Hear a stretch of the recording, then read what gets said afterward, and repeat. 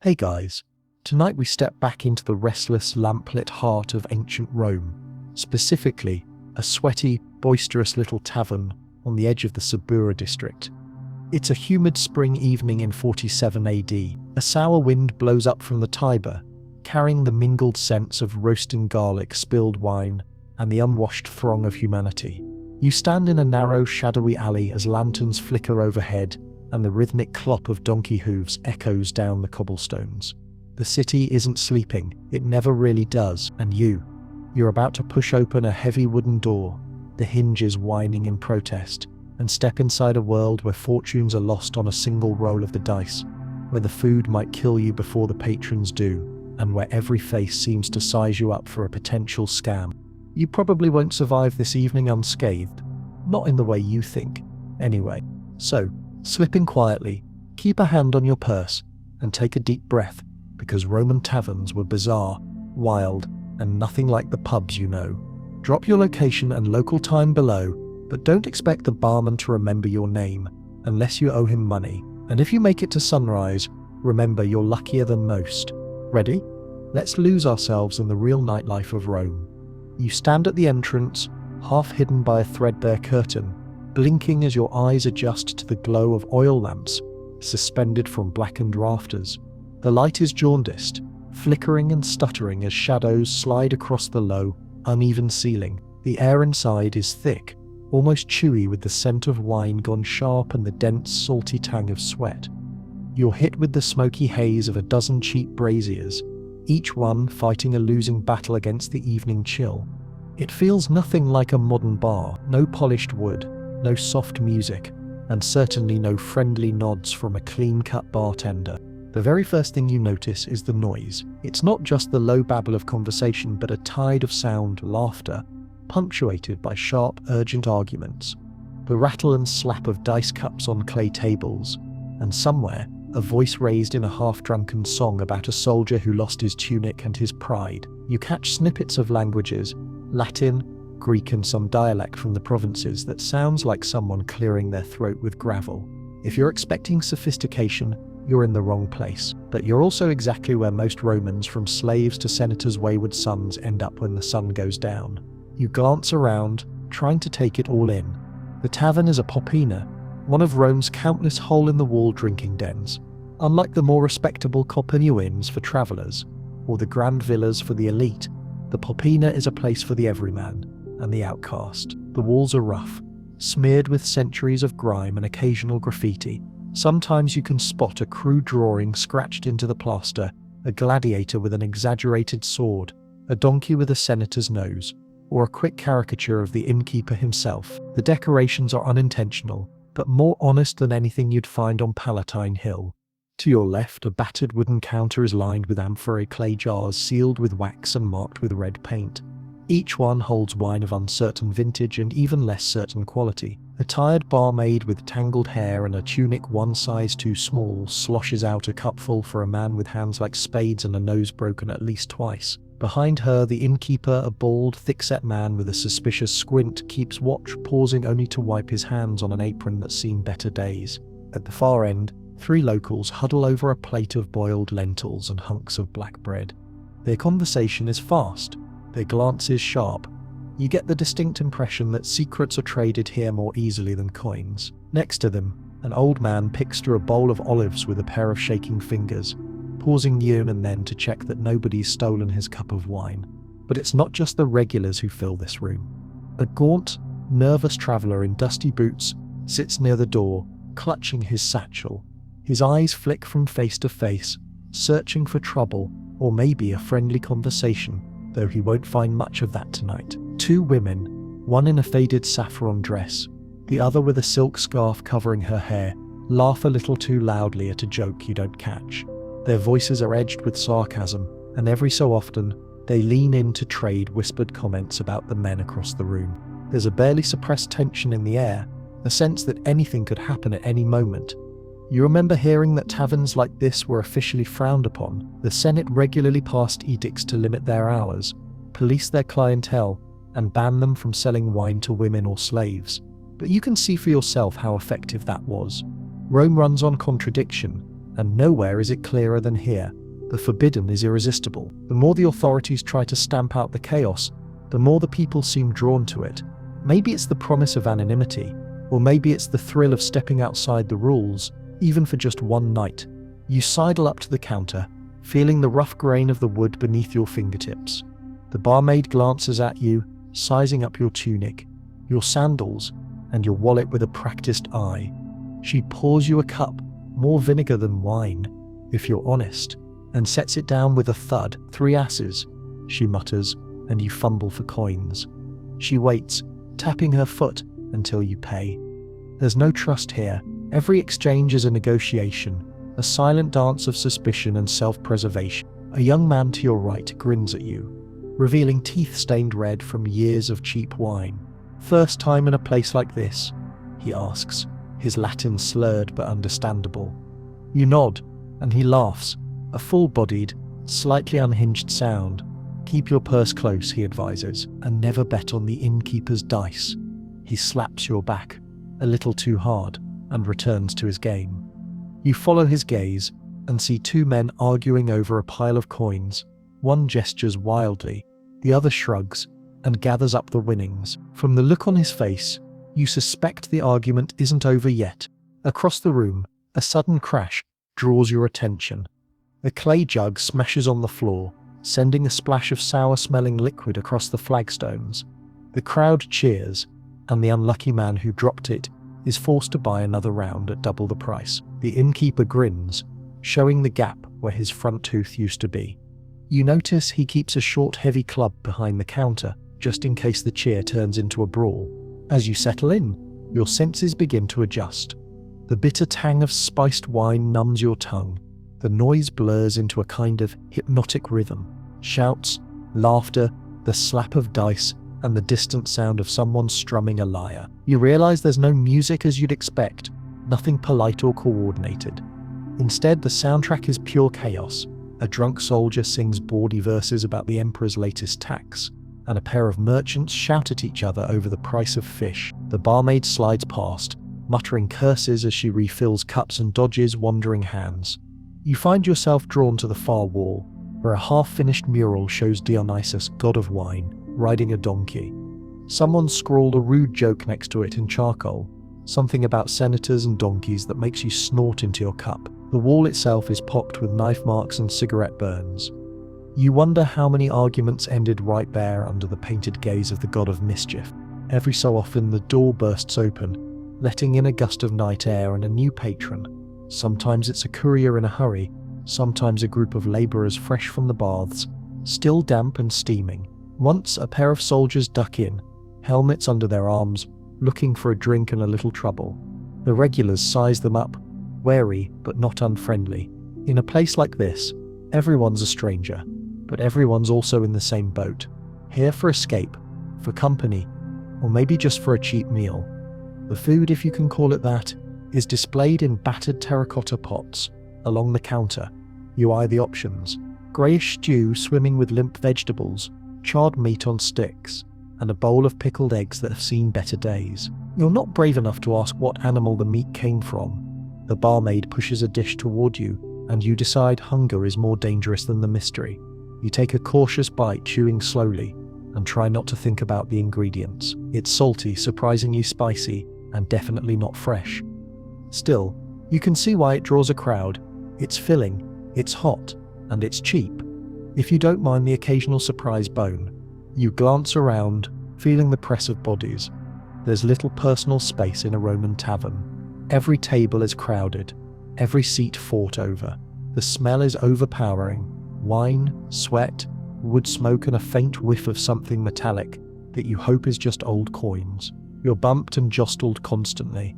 A woman pushes past, balancing a tray of drinks with the easy confidence of someone who's done this for years. She winks at you, and you wonder if she's flirting or just making sure you're not about to spill her tray. A group of dice players at the next table start arguing, voices rising as accusations of cheating fly. The innkeeper strides over, arms folded, and the room quiets just enough for you to hear his warning.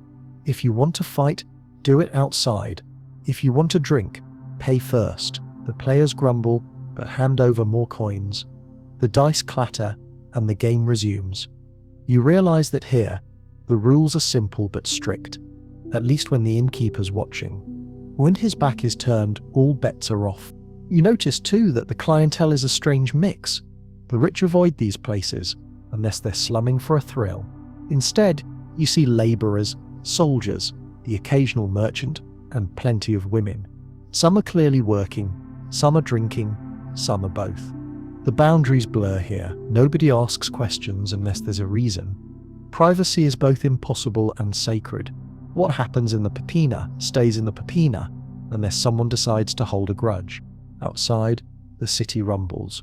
You can hear it through the thin walls, the distant roar of chariots, the bark of dogs, the call of a street vendor selling roasted nuts. But inside, time seems to slow. The night stretches on, measured not in hours, but in cups emptied and coins lost. You finish your drink and consider ordering another. The barmaid eyes you, weighing your chances of paying. You nod, and she refills your cup. No questions asked. You sip, feeling the edge of the evening dull just a little. The tension that greeted you at the door fades, replaced by a kind of camaraderie. Here, everyone's in the same mess. Nobody cares where you came from, only whether you can pay your Suddenly, a commotion at the door. Someone's trying to sneak in without paying the entrance fee, and the innkeeper steps forward, club in hand. A scuffle breaks out. Chairs scrape, voices rise, and you're shoved backward as the crowd surges. For a moment, you wonder if this is the end of your Roman adventure. But just as quickly, the innkeeper restores order. The would-be freeloader is ejected, and the regulars settle back down as if nothing happened. You let out a breath you didn't realize you were holding. Welcome to the Roman tavern. It's dangerous, unpredictable, and utterly captivating. The rules are made to be broken, the food is questionable, and the company is always more interesting than safe. As the night wears on, you realize you've become part of the chaos, just another face in the lamplight, another story in the swirling, rowdy heart of Rome. You take another sip, let the sounds wash over you, and settle in for the night. After all, there's no leaving now. Not until you've seen what else this bizarre, unforgettable world has to offer. The first cup of wine always goes down hard in a Roman tavern, but it's the second that starts to reveal the crowd you've joined. There's no escape from the dense knot of humanity. This isn't a polite dinner party, but a ragtag fellowship of every flavour and status Rome can muster, all pressed into one steaming, noisy room. Tonight you're surrounded by a living cross-section of the city's underbelly. Slaves with calloused hands and haunted eyes, grizzled labourers in tunics crusted with dust, housemaids on their rare night off, and young men with sharp faces and sharper knives, each of them drawn here for reasons as tangled as the back streets outside. As you glance around, it's clear that status means something different in here. The usual Roman obsession with rank and dignity dissolves somewhere between the haze of spilled wine and the rattle of dice. You watch as a broad-shouldered butcher in a stained apron jostles elbows with a student in threadbare robes, both roaring at a joke neither will remember by sunrise. At the next table, a middle-aged woman with a jaw like a steel trap slaps the hand of a lecherous merchant. He laughs, wincing, and orders another round for them both. The boundaries of class and propriety, so strict outside these walls, bend and blur when the lamps are low and the drink is flowing. You notice the faces of the regulars first. They're at ease, leaning back with the lazy confidence of people who know every trick and secret corner. Their eyes flick to the door whenever it creaks, measuring every newcomer. In the Popina, trust is a scarce currency. You spot one or two who seem to keep half an eye on everyone. The tavern's unofficial peacekeepers, ready to step in if trouble threatens their home turf. But it's the outliers who stand out the most. There's a wiry teenager with a scar above his eyebrow, scanning the room for an easy mark.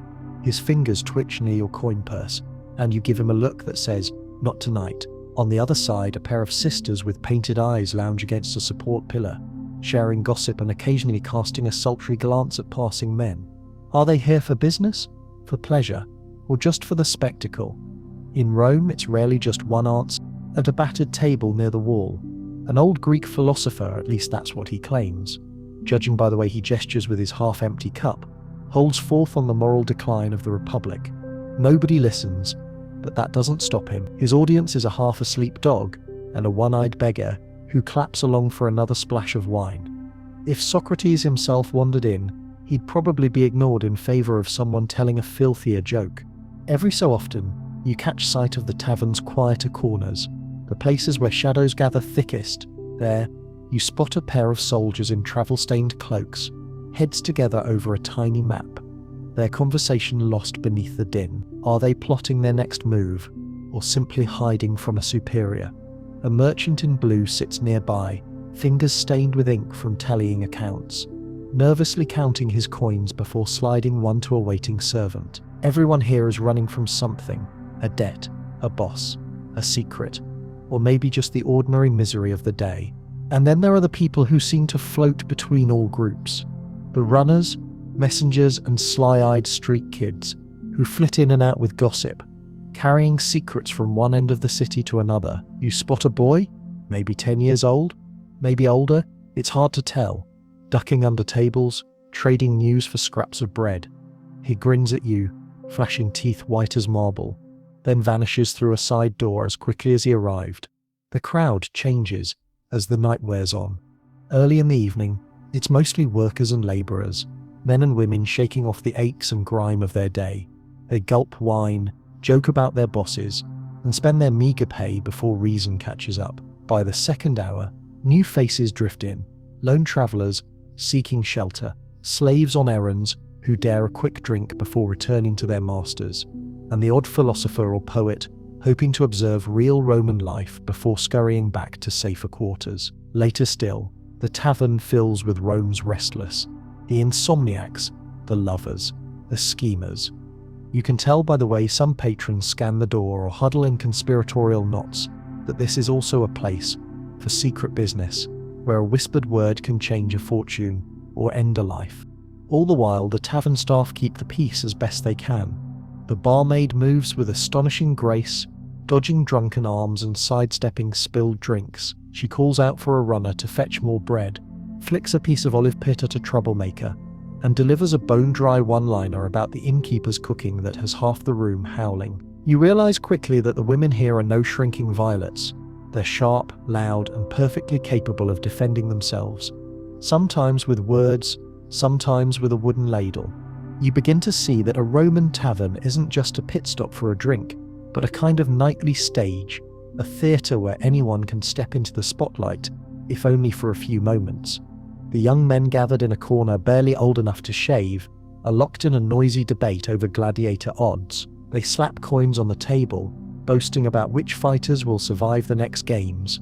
A grey-bearded man in the corner, ignored by most, carves tiny animals from old bones, offering them for sale to anyone with a soft spot or a spare coin. You watch as a woman in a patched shawl buys one for her daughter, the little girl grinning through a gap-toothed smile. For a second, the grimy room feels almost tender, until someone upends a wine jug, and the shrieking laughter returns. It's not all fun and games, of course. At the next table, a haggard-looking woman dabs at a bruised cheek, muttering curses about her landlord. A farmhand nearby tries, with limited success, to chat her up. Across the way, a slave with a branded neck sits quietly, eyes down, while his master slouches beside him, loudly praising his own cleverness. Every so often you spot a pair of eyes watching from the shadows, a city guard or a paid informant, making sure nothing here strays too far outside the law. The officials of Rome tolerate taverns, but only just. They know full well these places can ferment more than wine. Gossip, grumbling, even revolution if the wrong words catch fire. You eavesdrop on a conversation between two elderly men, debating the merits of the emperor's latest building project. Their discussion is passionate, but not heated. They argue with the tired affection of old friends. Next to them, a group of teenagers plot how to sneak into the Circus Maximus for tomorrow's races, their plans growing wilder with every cup. At the back, a well-dressed stranger pretends not to notice as a nimble-fingered youth slips a hand towards his coin purse, only to be intercepted by a glare from the innkeeper. You get the sense that justice in a popina is fast and mostly fair, at least as fair as the mood allows. There's one group you notice tends to keep to themselves, the women who work the floor. Some serve drinks, some offer other services, and some just keep to the shadows, watching. Their laughter is brittle, their movements calculate. You wonder about their stories. How many arrived here from desperation? How many by choice? How many are just passing through? The other patrons treat them with a kind of rough respect, protective one minute, crude the next. Every now and then, the innkeeper steps in to break up an argument or shoo away a persistent admirer, his voice low but carrying an unmistakable warning. In the world outside, these women would be shunned or worse, but here for a few hours, they command their own sort of power. Occasionally, someone attempts to inject a bit of civility. A merchant raises a toast to the gods and to good fortune, sloshing wine onto the floor. The crowd roars its approval, and for a moment, unity flickers. Then a gambler declares he could outdrink Jupiter himself, and a new round of bets and laughter takes over. The tavern is a living organism, jostling, morphing, unpredictable. As the wine flows, so do the stories. You hear one man bragging about his heroic deeds in the army, his tales growing taller with every refill. His friends roll their eyes, clearly having heard it all before. At the next table, a fisherman claims he once caught a sturgeon so big it fed an entire cohort. His companion retorts that he'd believe it only if Neptune himself vouched for it. Lies and boasts are the Popina's currency, traded as freely as coin. What strikes you most is the democracy of it all. In the streets, Rome is a city of rigid hierarchy. Senators in their purple stripes, slaves in their rags, women confined to their families. Here, none of that matters. For the price of a cup of wine, anyone can join the nightly carnival. You watch as a hulking dockworker gives his seat to a young girl who's lost her sandals. A toothless granny teases a passing soldier, who blushes to the roots of his hair. For a few hours, everyone is equal, at least until dawn comes and the old rules snap back into place. The night rolls on and the crowd thickens. Voices rise and fall, laughter booms, dice clatter against tabletops, and the air becomes ever more pungent with sweat, wine, and anticipation. There's a sense that anything could happen: a brawl, a romance, a theft, a dance, or just the usual drunken spectacle. Everyone's in on it, whether they came for escape, excitement, or simply somewhere to belong. In the press of bodies and the flickering lamplight, you realize you've stumbled into the true pulse of Roman life, a world as lively, unruly, and unpredictable as the city outside. You take another sip, feeling a slow, warm dizziness settle in. Somewhere, a pair of lovers slip out the back door, giggling as they vanish into the night. A philosopher finally gives up his monologue and falls asleep with his head on the table. The sisters with painted eyes have found a patron generous enough to buy them supper. The merchant in blue is gone, replaced by a fresh wave of faces. No matter who you are, or where you came from, the tavern welcomes you and makes you part of its living, breathing chaos. You lean back, letting the sounds of the crowd wash over you, knowing that as long as you're here, you'll never truly be alone. In the Popina, for better or worse, you belong. If you hoped for a quiet drink, forget it. Roman taverns, especially in a city like Rome or Ostia, are a storm of sound from the moment the lamps are lit. The atmosphere isn't just lively, it's a non-stop cacophony, the kind that rattles your bones and leaves your head spinning. Conversation is less a gentle murmur than a competition, every voice rising to be heard over the others, punctuated by laughter, jeers, and the occasional bellow for another round. If anyone ever invented the concept of peace and quiet in this era, they didn't find it in a Roman popina. Right away, your senses are battered from all directions. The floors, uneven stone slabs, slick with spilled wine and bits of discarded food, tremble beneath the stampede of boots and sandals. You weave between tables, each one its own island of drama. Here, a merchant boasting of his latest score. There, a gang of labourers arguing about their pay. In the corner, a trio of sailors, singing sea shanties that would scandalise even a lenient matron. Some voices are raised in friendly banter, but others have a hard, desperate edge, the kind that hints at grudges just waiting for a spark. It's the dice players who seem to generate the loudest bursts of chaos. Their table sits beneath a sagging beam, littered with small stacks of bronze coins and bone dice chipped from 1,000 rolls. Every few minutes, a new round of shouting erupts. Someone's won big, or lost everything, or claims he's been cheated by the player with a suspiciously lucky streak. The dice clatter, spinning and bouncing on the pockmarked wood, and for a heartbeat everyone holds their breath. Then the loser shouts an oath, The winner cackles and the innkeeper's gruff warning, "Break my table and I'll break your heads," is barely enough to restore order. Somehow, even the music, if you can call it that, adds to the uproar. There's no lyre player in the corner gently strumming tasteful background notes. Not here. Instead, a drunk with a battered flute attempts a tune that starts as a love song and ends as a war cry, while a pair of women beat time on the table with wooden spoons. Every so often, a customer belts out a fragment of verse, sometimes an old epic, sometimes a filthy joke, sometimes a mangled hymn to Bacchus. It's a raucous, rolling kind of music, shifting from rhythm to chaos to rhythm again, all of it designed to make you forget the outside world for a little while. As you try to find a seat, the tavern's unique social rules become apparent. There's no assigned seating. Just grab a spot and defend it if you can. You end up next to a group of men from the tanner's quarter, their hands stained by their trade, and their humour even rougher. They invite you to join their game, which is less about winning coins and more about seeing who can make the rest laugh hardest. One man, missing most of his front teeth, launches into a wild story about a run-in with the city magistrate and a particularly stubborn mule. The punchline is drowned out by the barmaid's shriek as a jug slips from her hand and shatters. No one seems concerned. This is just another note in the night's composition. Drinking, you notice, is not a genteel affair. Cups are passed, spilled, refilled, and clinked with little ceremony. Sometimes the wine makes it to your lips. Sometimes it runs down your chin. Nobody minds. The point isn't the taste, but the feeling, the loosened tongue, the brightening of the eyes, the sense that, just for a few hours, you can outshout the troubles waiting outside. A soldier beside you raises his cup in a toast to Mars and madness, and everyone laughs, some a little too loudly. As the evening deepens, the arguments grow more frequent and more entertaining. A pair of regulars, both red-faced from drink, debate the merits of gladiators versus chariot racers.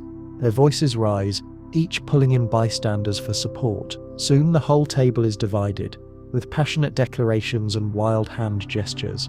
Someone throws a handful of chickpeas at the other side, and within moments the air is thick with flying food. The innkeeper appears, wielding a broom, and threatens to sweep the next fool who throws anything right into the street.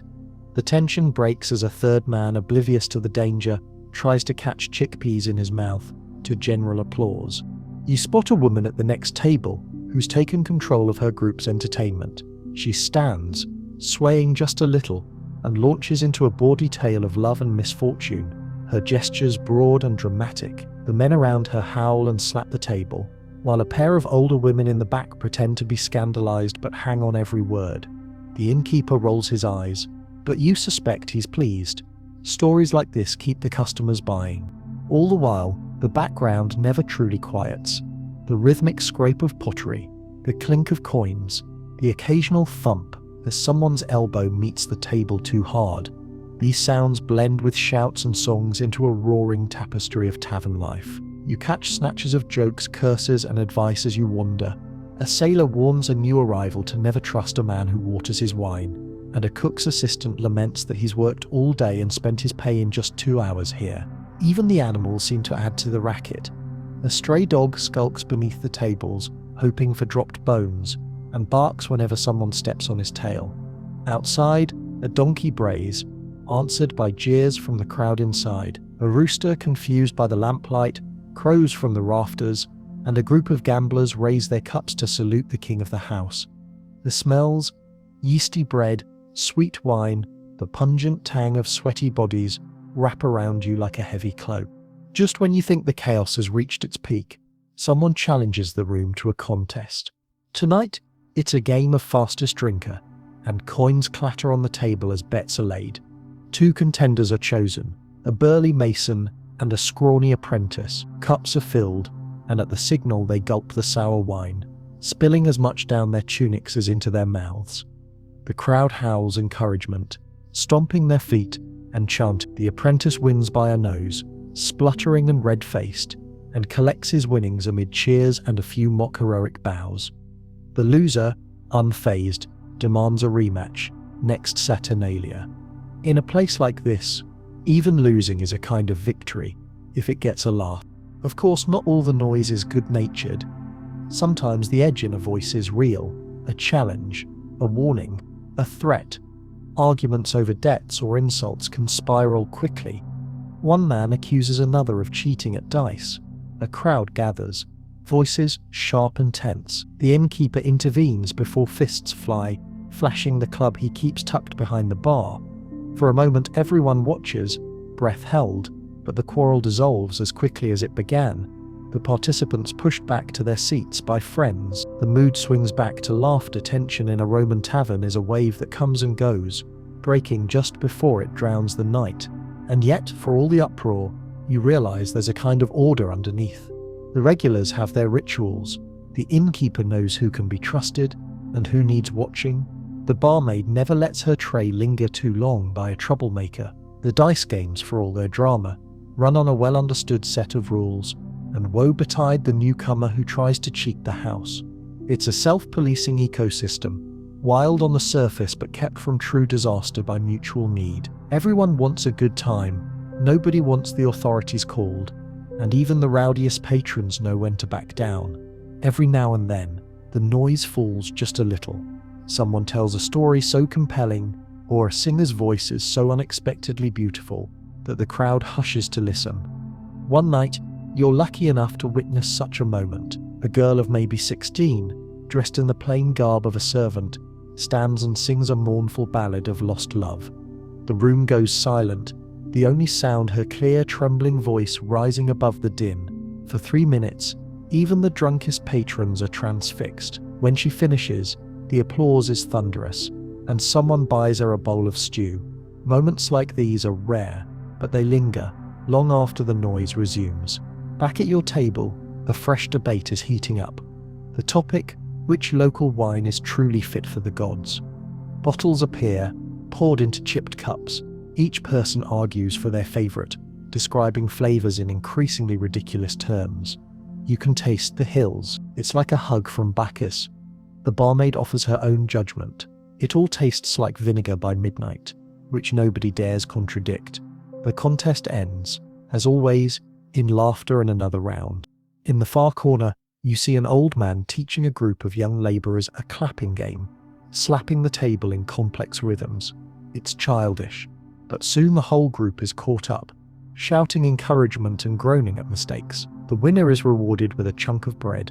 The losers endure playful jeers.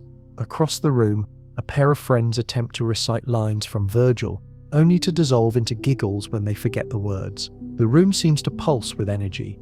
No one's alone, everyone's part of the rolling chaos. The chaos is contagious. As the evening wears on, even the shyest patrons loosen up, drawn into the noise and energy. Strangers share tables, cups, and stories.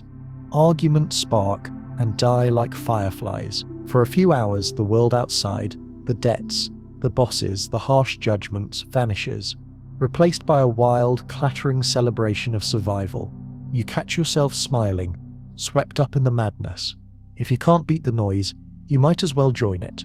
After all, you're just another voice in the great Roman chorus, a part of the bizarre, beautiful uproar that is tavern life. The moment your stomach starts to rumble, you're faced with one of the great gambles of the Roman tavern. What's actually on the menu? And will it leave you alive come morning? Here, food is both necessity and adventure, a side quest in the long, unpredictable game of Roman nightlife. In the cozy, smoky gloom of the Popina, you peer across a battered counter at the choices laid out before you, each dish shrouded in mystery, defying any notion of the rustic Italian feast modern movies might imagine. The offerings sit out in wide, shallow bowls, half hidden behind crusted amphorae, sharing the countertop with dice, spilled coins, and the odd lost tooth. There's a pot of lentil stew, its surface gleaming with a film of oil, bubbling softly in the dim light. Next to it, slices of coarse black bread, so dense you could use them as coasters or, if pressed, a makeshift weapon. In another dish, chunks of salted fish, glistening with brine, are studded with strange green herbs, whose names you probably don't want to know. The star of the show, however, is the garum, a pungent, almost glowing sauce made from fermented fish guts, beloved and feared by Romans in equal measure. The barmaid, catching your uncertain look, gives a sly grin. "Eat," she says. or you'll have to drink twice as much to forget your hunger. You nod, feigning confidence, and scoop a ladleful of stew into a chipped wooden bowl. The first bite is hot and salty, not as unpleasant as you feared, until your teeth close on something chewy and unidentifiable. You swallow bravely, earning a wink from a grizzled regular nearby. He tears off a hunk of bread and hands it to you. Good for soaking up the wine, he jokes, or patching your roof. The bread is sour, tough as old rope, but it helps. A little curiosity and hunger get the better of you. You reach for the garum, following the lead of those around you. One drop, you're told, is enough to liven up the blandest dish. You're not sure liven up is the right phrase, unless it refers to the way your sinuses clear and your eyes water. Still, the crowd cheers you on. Romans are proud of their garum, their answer to ketchup, hot sauce and culinary dare all at once. You drizzle a thin streak over your lentils, trying not to breathe too deeply. The flavour is shockingly strong, salty, fishy, sharp enough to make your lips pucker. You force a smile. The barmaid laughs, calling you a brave foreigner, which here is as much a compliment as a warning. For all its infamy, garum is only the start. Other sauces line the counter. Their recipes are jealously guarded secret, each innkeeper swearing their blend is older than the city itself. You taste one that's dark and vinegary, spiked with wild herbs. Another is sweet, made from dried fruit and honey, masking whatever offcuts of meat are hiding below. The Romans, ever inventive, waste nothing. A stew might contain bits of goat, chicken, boar, sometimes all three, sometimes none. Just a clever mixture of beans and turnips, stewed until unrecognizable. Of course, not everyone comes for the house specialties. One regular, a wiry man with more scars than teeth, produces his own snack, pickled eggs, carried in a clay jar at his hip. He offers you one, and you accept, because who says no in a place like this? The egg is rubbery, the yolk sulphurous, but you nod your thanks. In a popena, food is shared, sometimes from generosity, sometimes because nobody's sure what's safe except what they brought themselves. Other patrons prefer their meals simple. You watch a pair of dockworkers split a platter of olives and dried figs, washing them down with gulps of wine, so sour it makes your cheeks ache just to witness, across the room, a group of women in faded shawls pass around a dish of cheese, soft, crumbly, with a sharpness that cuts through the smoke and sweat. It's hard to tell if the tang is from aging or the tavern's atmosphere. Either way, it's quickly devoured. But for every pleasant surprise, there's a culinary hazard. The sausages, for example, are legendary. A little too legendary. They appear greyish in the lamplight, studded with bits of fat and what you hope are herbs.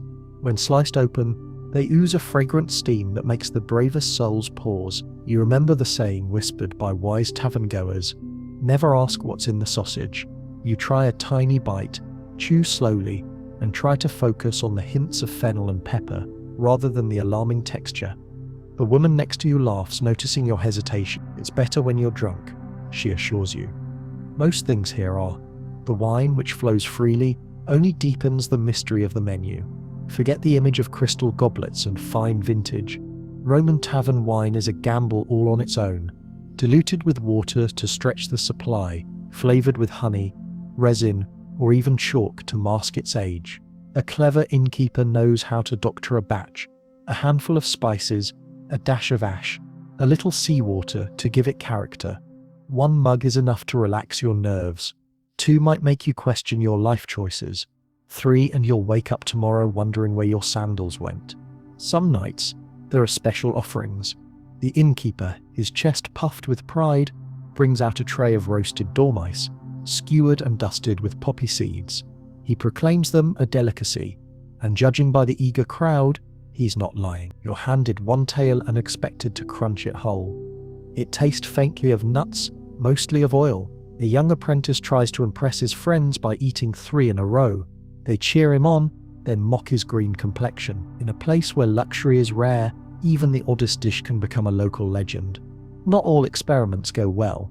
A newcomer, emboldened by too much wine, bets he can stomach a spoonful of every sauce. The crowd eggs him on, coins changing hands as wagers are placed. He lasts until the 3rd bowl before dashing for the door, retching into the street. The regulars laugh and slap the table, grateful for the free entertainment, and the proof that tonight's sauces pack more punch than usual. For the truly desperate, there's always street food. Outside the tavern's smoky warmth, vendors prowl the alleys, selling everything from roast chestnuts to hot chickpea pancakes. Occasionally, one slips inside with a tray, hoping to catch a few hungry customers. The innkeeper tolerates it, barely, because it keeps his own patrons from wandering too far. You try a bite of fried dough, its center chewy and hot, and realize it's the best thing you've tasted all night. Dessert, such as it is, comes in the form of fruit, figs, dates, or if you're lucky, a wedge of honeycomb passed around the table. Sometimes the innkeeper offers a plate of cakes, which are really just lumps of grain and honey pressed together and fried. They're sticky, sweet, and vanish in seconds. One patron claims they cure hangovers, another swears they cause them. In Rome, culinary wisdom is as fluid as the wine. What unites all this questionable fare is its function. Food in the Popina isn't about pleasure, but fuel and ritual. It's something to soak up the drink, fill the belly, and give an excuse for one more hour at the table. Yet the shared act of eating, of passing plates, trading jokes, offering bites, builds a kind of camaraderie you won't find in the marble halls of the elite. In the Popina, food is survival, community, and sometimes bravery, all at once. Between courses, the talk always turns to past meals. One man claims to have eaten at a senator's feast quail eggs, peacock tongues, cakes shaped like the gods. The rest groan, accusing him of lying. A woman describes the best bread she ever tasted, baked by her mother back in the countryside. Another man, older and quieter, murmurs about the lean years, when even the rats were thin and garum was all we had. The conversation weaves together memory, longing, and a hint of competition. Every diner, it seems, has survived at least one bad meal, usually right here. Despite the risks, or perhaps because of them, you find yourself reaching for another helping. There's a strange comfort in the shared uncertainty, the knowledge that everyone in the room is making the same wager. The next bite might be awful, but it might be just what you need. You raise your cup, salute your table mates, and dig in. When in Rome, after all, it's better to eat like a Roman, however bizarre the fare. As the night grows deeper and the lamps burn lower, the food dwindles and the conversation softens. Patrons pick at the last crusts of bread, mop up sauce with fingers, and sip the dregs of their wine. The barmaid clears the table with a practiced sweep, collecting cups and muttering about the mess. Someone offers to help, but she shoos him away. If you want to work, she laughs.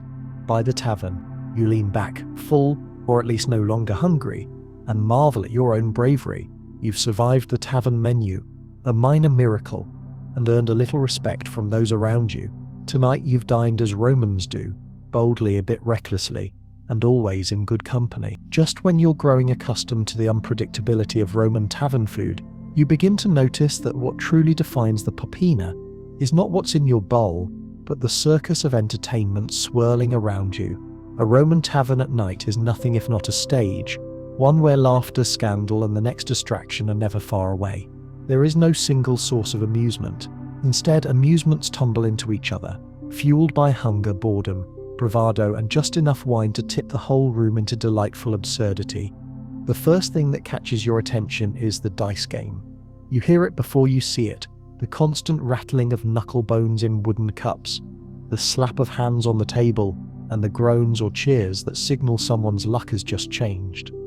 Gambling is everywhere in Roman taverns. It's illegal, or at least officially discouraged, but no one here seems to care. Each group invents its own rules, and nobody trusts the dice except the person rolling them. You squeeze in at the edge of a table and watch as coins, rings, and even the odd IOU change hands. A wiry old man missing 2 fingers wins around and cackles, waving his prize, a crust of bread over his head like it's a golden laurel. When the gambling slows, another kind of show begins.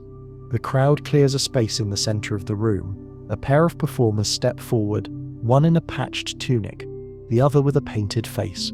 They launch into a farcical skit about a lovesick baker and a scheming fishmonger. Their lines are half scripted, half improvised, and utterly shameless, full of double entendres and wordplay. Even those who've seen the act a dozen times still laugh. partly from the wine and partly from the sheer joy of something familiar in a world that rarely is. The innkeeper claps along, making a show of booing when his profession is mocked. Music, such as it is never far away.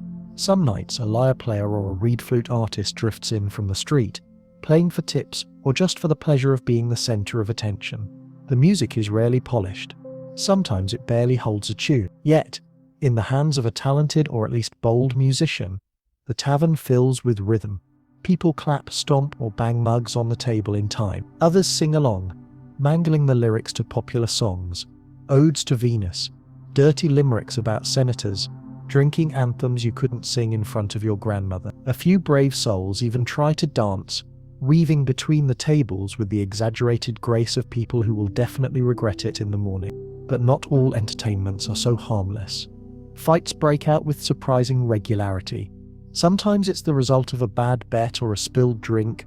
Sometimes it's a grudge carried from earlier in the day. When voices start to rise and fists clench, the room sharpens, tables are shoved back, coins and bread go flying, and the crowd surges with excitement. The innkeeper, always prepared, steps in with a heavy hand, sometimes literally wielding his thick club or just his glare. Most fights end before they begin, diffused by laughter, friends pulling hotheads apart, or the promise of another drink. Still, the threat of real violence is always present, a reminder that in the Roman tavern, the line between performance and reality is paper thin. Sometimes, the brawls themselves turn into sport. Patrons start cheering, laying bets on who will come out on top, while others egg the fighters on with wild encouragement. It's rowdy, but there are unspoken limits. If a weapon is drawn, or if someone falls hard, the crowd turns quickly. Nobody wants the authorities involved, least of all the innkeeper, who's learned to keep the peace by whatever means necessary. When the scuffle is over, bruised egos are patched up with another round, and the story becomes just another tale for tomorrow's crowd. Not all amusements are violent or bawdy. Sometimes someone stands up and recites poetry, sometimes classical verses, sometimes their own creations. The room listens, some mockingly, some with genuine awe. Once a shy young woman stuns the room with a haunting epic about a hero lost at sea. Even the roughest patrons fall silent, swaying in the candlelight. For a moment, the popina is transformed into a forum, where words are as powerful as any blow. The card and board games are another fixture. While dice are the favourite, you spot men hunched over marked boards, moving small stones in strategic battles of wit. A trunculi, someone explains, Rome's answer to chess, though in the tavern, strategy is often abandoned in favour of hasty victories and playful cheating. Winners crow, losers demand rematches. A clever innkeeper might even referee, taking a small cut from the betting. In the popina, every pastime can be monetized, and every loss is just an excuse to buy another drink. But perhaps the strangest entertainments are the ones improvised from the night's misadventures. Someone dares a friend to serenade the barmaid. He does badly, and the crowd howls as she dumps the dregs of a wine jug over his head. Another man, challenged to walk the length of the bar on his hands, gives it his best shot, toppling halfway and narrowly missing the stew pot. Every so often, the innkeeper proposes a contest. Who can tell the filthiest joke? Who can drink the most without falling over? Who's brave enough to kiss the wooden idol in the corner? The reward might be a free cup, a coin, or just everlasting fame, at least until dawn. Children sometimes sneak in, especially on festival nights, bringing their own games and tricks. They dart between tables, performing for scraps of bread or a friendly pat on the head, their laughter rising above the grown-ups' raucous noise. For all its roughness, the tavern is also a haven for those with nowhere else to go. Even the most jaded patrons toss the kids a treat or two, and for a while the whole place feels like a strange, makeshift family. Of course, the Roman sense of humour leans toward the crude and slapstick. You see a regular stand, feigning a grand oration, only to trip dramatically and send his wine flying. The crowd erupts in cheers and jeers. Another patron draws a crude caricature on the wall with a bit of charcoal, an obvious likeness of the innkeeper with donkey ears. The target notices, rolls his eyes, and demands a round of applause for Rome's newest artist. Even mockery here is an act of community. But it isn't all laughter and good-natured fun. Some entertainments carry risk. especially when outsiders are involved. Now and then you spot a stranger being lured into a rigged game, dice weighted, cards marked, rules explained too quickly. It's a test of sorts. If the newcomer catches on and laughs, he's welcomed. If not, he's swiftly parted from his coin and shown the door. The regulars delight in such games, viewing them as a way to keep the balance, new money for old tricks. A few times each month, the Popina hosts a wandering performer, an acrobat, a fire eater, or a snake charmer from the east. Word spreads fast, and the place fills to bursting. You witness one such night. A woman with painted arms and eyes like moonlit water balances a jar on her head while juggling knives. The room hushes in awe, tension thick enough to cut. When she bows, the applause nearly shakes the rafters. Coins rain down, and for a while even the dice games fall silent. Yet not every night boasts a star act. More often, the entertainment is what everyone brings. Their own songs, their troubles, their boasts. There is a sense, unique to the Popina, that every patron is both spectator and performer. No one is allowed to be anonymous for long. If you're quiet, you'll be drawn in with a challenge or a jest. If you're loud, you might find yourself the center of attention, willing or not. As the evening wears on, and the air thickens with smoke and anticipation, you begin to see how these amusements hold the room together. They're a release, a way to forget hard days and harder futures. But they're also a way to measure yourself against the world. The best joke, the boldest story, the luckiest throw, these become small victories, reminders that even at the bottom of Rome's social pyramid, there is power in laughter and skill. And in the rare moments when the revelry slows, when the candles gutter and the patrons slouch into their cups, the entertainers, whether skilled or hopeless, become something like healers, pulling everyone back from the brink of despair. You see a group of laborers, faces lined by worry, loosen up as a young man performs a ridiculous impression of the city prefect. You catch the eye of the barmaid, who shrugs as if to say, this is what keeps them coming back. You realize now that, in the world of the Roman tavern, amusements are survival. They're the armor against the city's endless demands, the glue binding strangers together, and the proof that, even in the unlikeliest place, joy can be conjured from almost nothing. As the crowd's laughter swells again, echoing off smoke-stained walls and flickering in the half-light, you find yourself swept up in it, grinning despite yourself. Here, for a while, everyone is part of the after hours of laughter, food and games. The true spirit of the Roman tavern emerges, unfiltered, unashamed, and more often than not, heavily inebriated. If you thought things were wild before, you soon discover that everything in a Popina can shift in an instant, all thanks to the cheap, heady wine flowing freely from cracked amphorae behind the counter. Drunkenness isn't just tolerated in a Roman tavern, it's almost expected, woven into the very rituals of the night. But along with it comes a brand of wildness you don't find in the streets outside, a kind of raucous liberation that is equal parts exhilarating and dangerous. You quickly learn that wine is both the glue and the spark in this environment. The early hours bring measured sips, clinking cups, and boisterous toasts to the gods or to sweet freedom. But as the night deepens, the line between celebration and chaos dissolves. What starts as playful banter often teeters into shouting matches. Friendly wagers turn into loud accusations of cheating. The soldier stumbles against the table, wine sloshing onto the floor, and roars with laughter as his friends clap him on the back. In a corner, a group of young men begin a chant, something about Mars, dice, and never trusting a bald innkeeper, and soon the entire tavern is echoing with the refrain. The wine itself deserves a tale. Forget what you know about fine vintages and aged casks. Here, the drink is raw, sharp, and only sometimes improved by the addition of honey or herbs.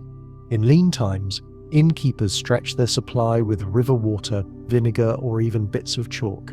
Yet it does the job, warming the blood and erasing the day's miseries. You see a man swirl his cup and declare it the nectar of the gods, just before spilling half of it down his tunic. Another patron, flush with success from a dice win, pours his drink in offering to Mercury, only to be chided by the barmaid, who tells him, if the gods want wine, they can buy a round like everyone else. As the effects of the drink spread, the tavern transforms. The steady noise rises to a roar, as inhibitions vanish and secrets slip out.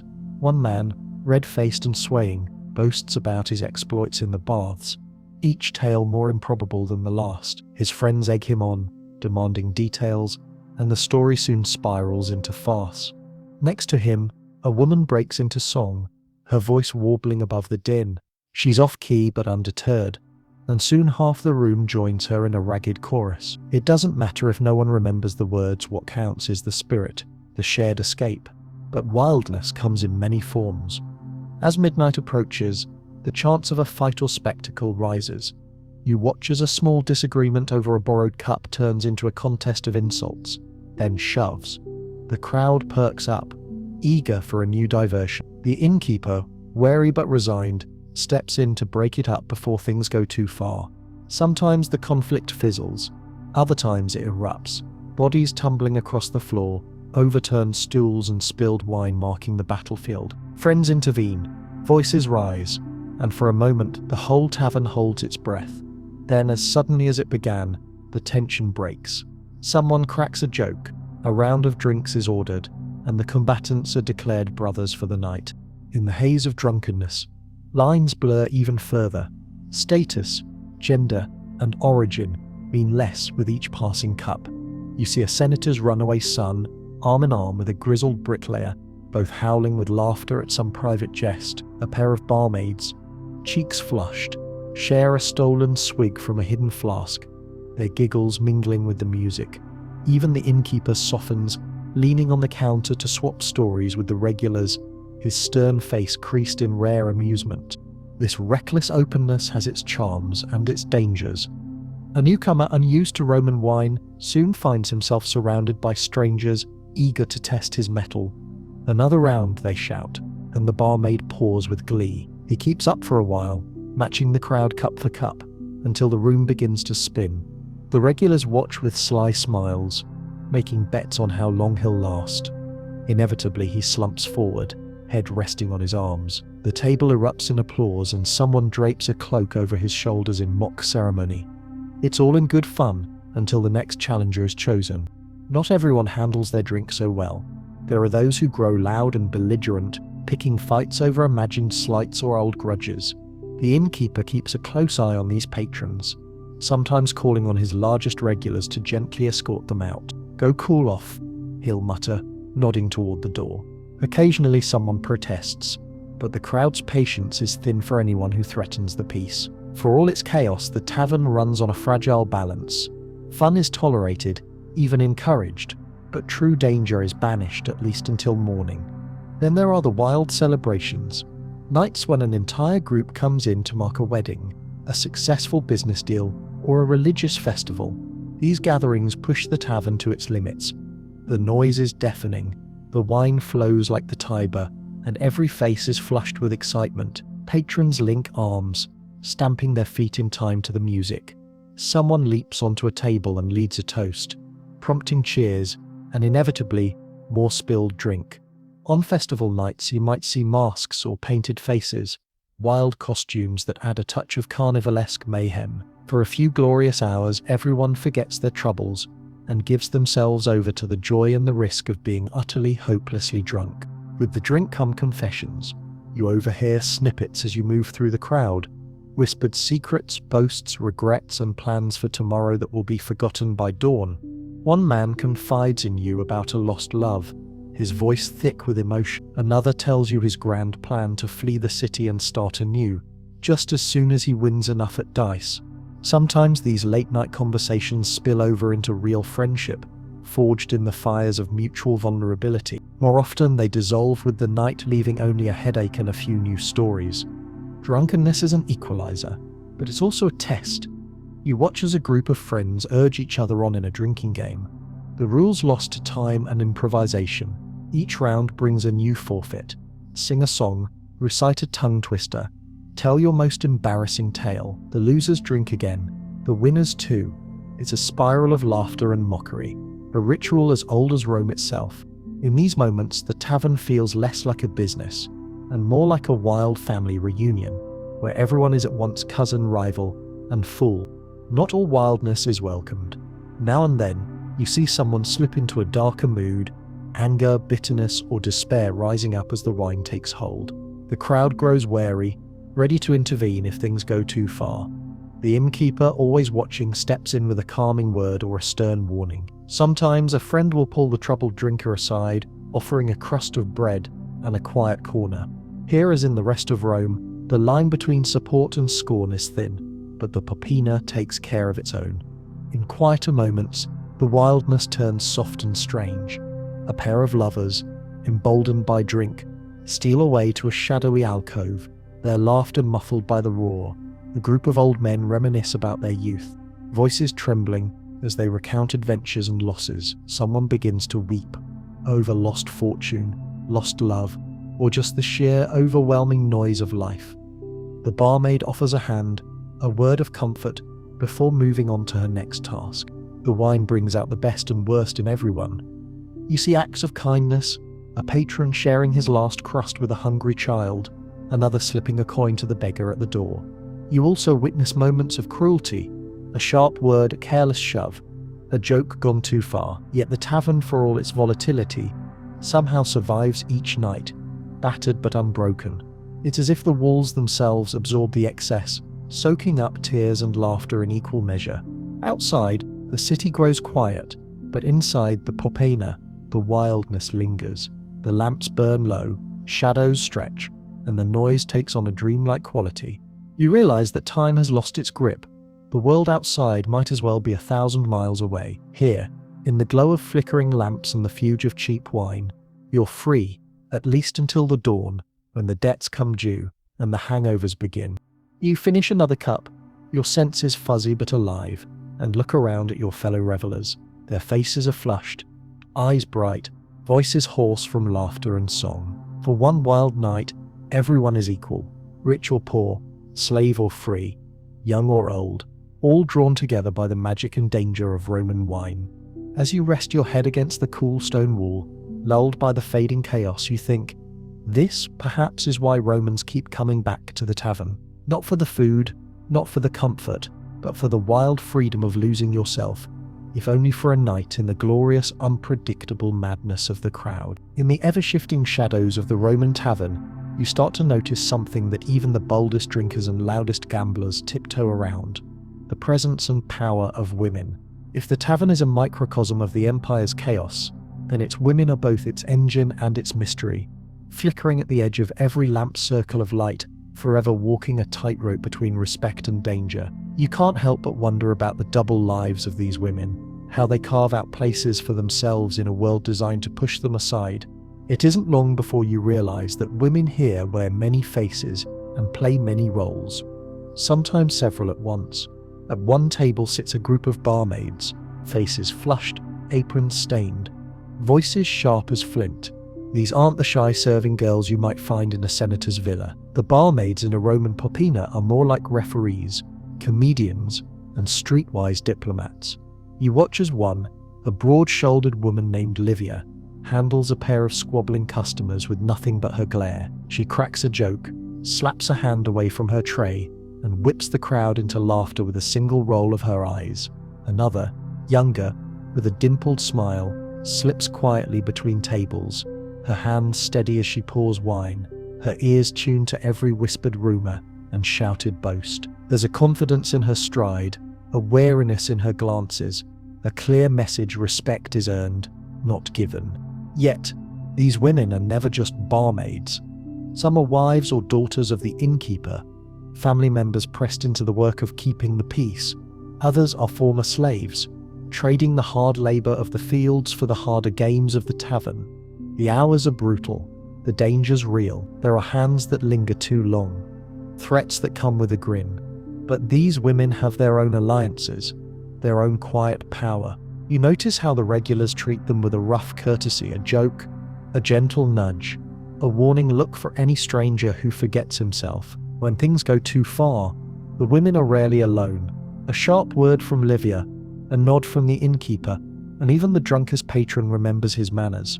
But the line between barmaid and entertainer is blurred, and you quickly see why Roman authorities were forever trying and failing to police these spaces. In a popina, women can be many things: a server, a singer, a dancer, a companion for hire. You watch as a trio of women gather in a shadowed alcove, their laughter bright, their eyes sharp. Are they waiting for customers, plotting a prank, or simply enjoying a moment's freedom from work? The answer, of course, is yes, sometimes all at once. Some women are regulars, here to drink, joke and gossip, just like any man. One older woman, draped in a threadbare shawl, presides over a table of gamblers. Her tongue as sharp as a dice-throwing arm. She wins more than she loses, and when a young man grumbles about her luck, she winks. "I've been unlucky in life," she says, "but not at dice." The men laugh and another round begins. Others come with secrets. You spot a woman in a saffron dress, rich colour, ragged hem, who arrives alone, orders a drink, and listens more than she speaks. Her gaze is wary, yet every so often, a messenger slips in and whispers something to her, and she slips away for a moment. Is she a lover, a spy, a courier, or all three? In the world of the tavern, no one asks directly. The best stories are the ones you make up yourself. But most mysterious, and often most vulnerable, are the women who straddle the line between customer and commodity.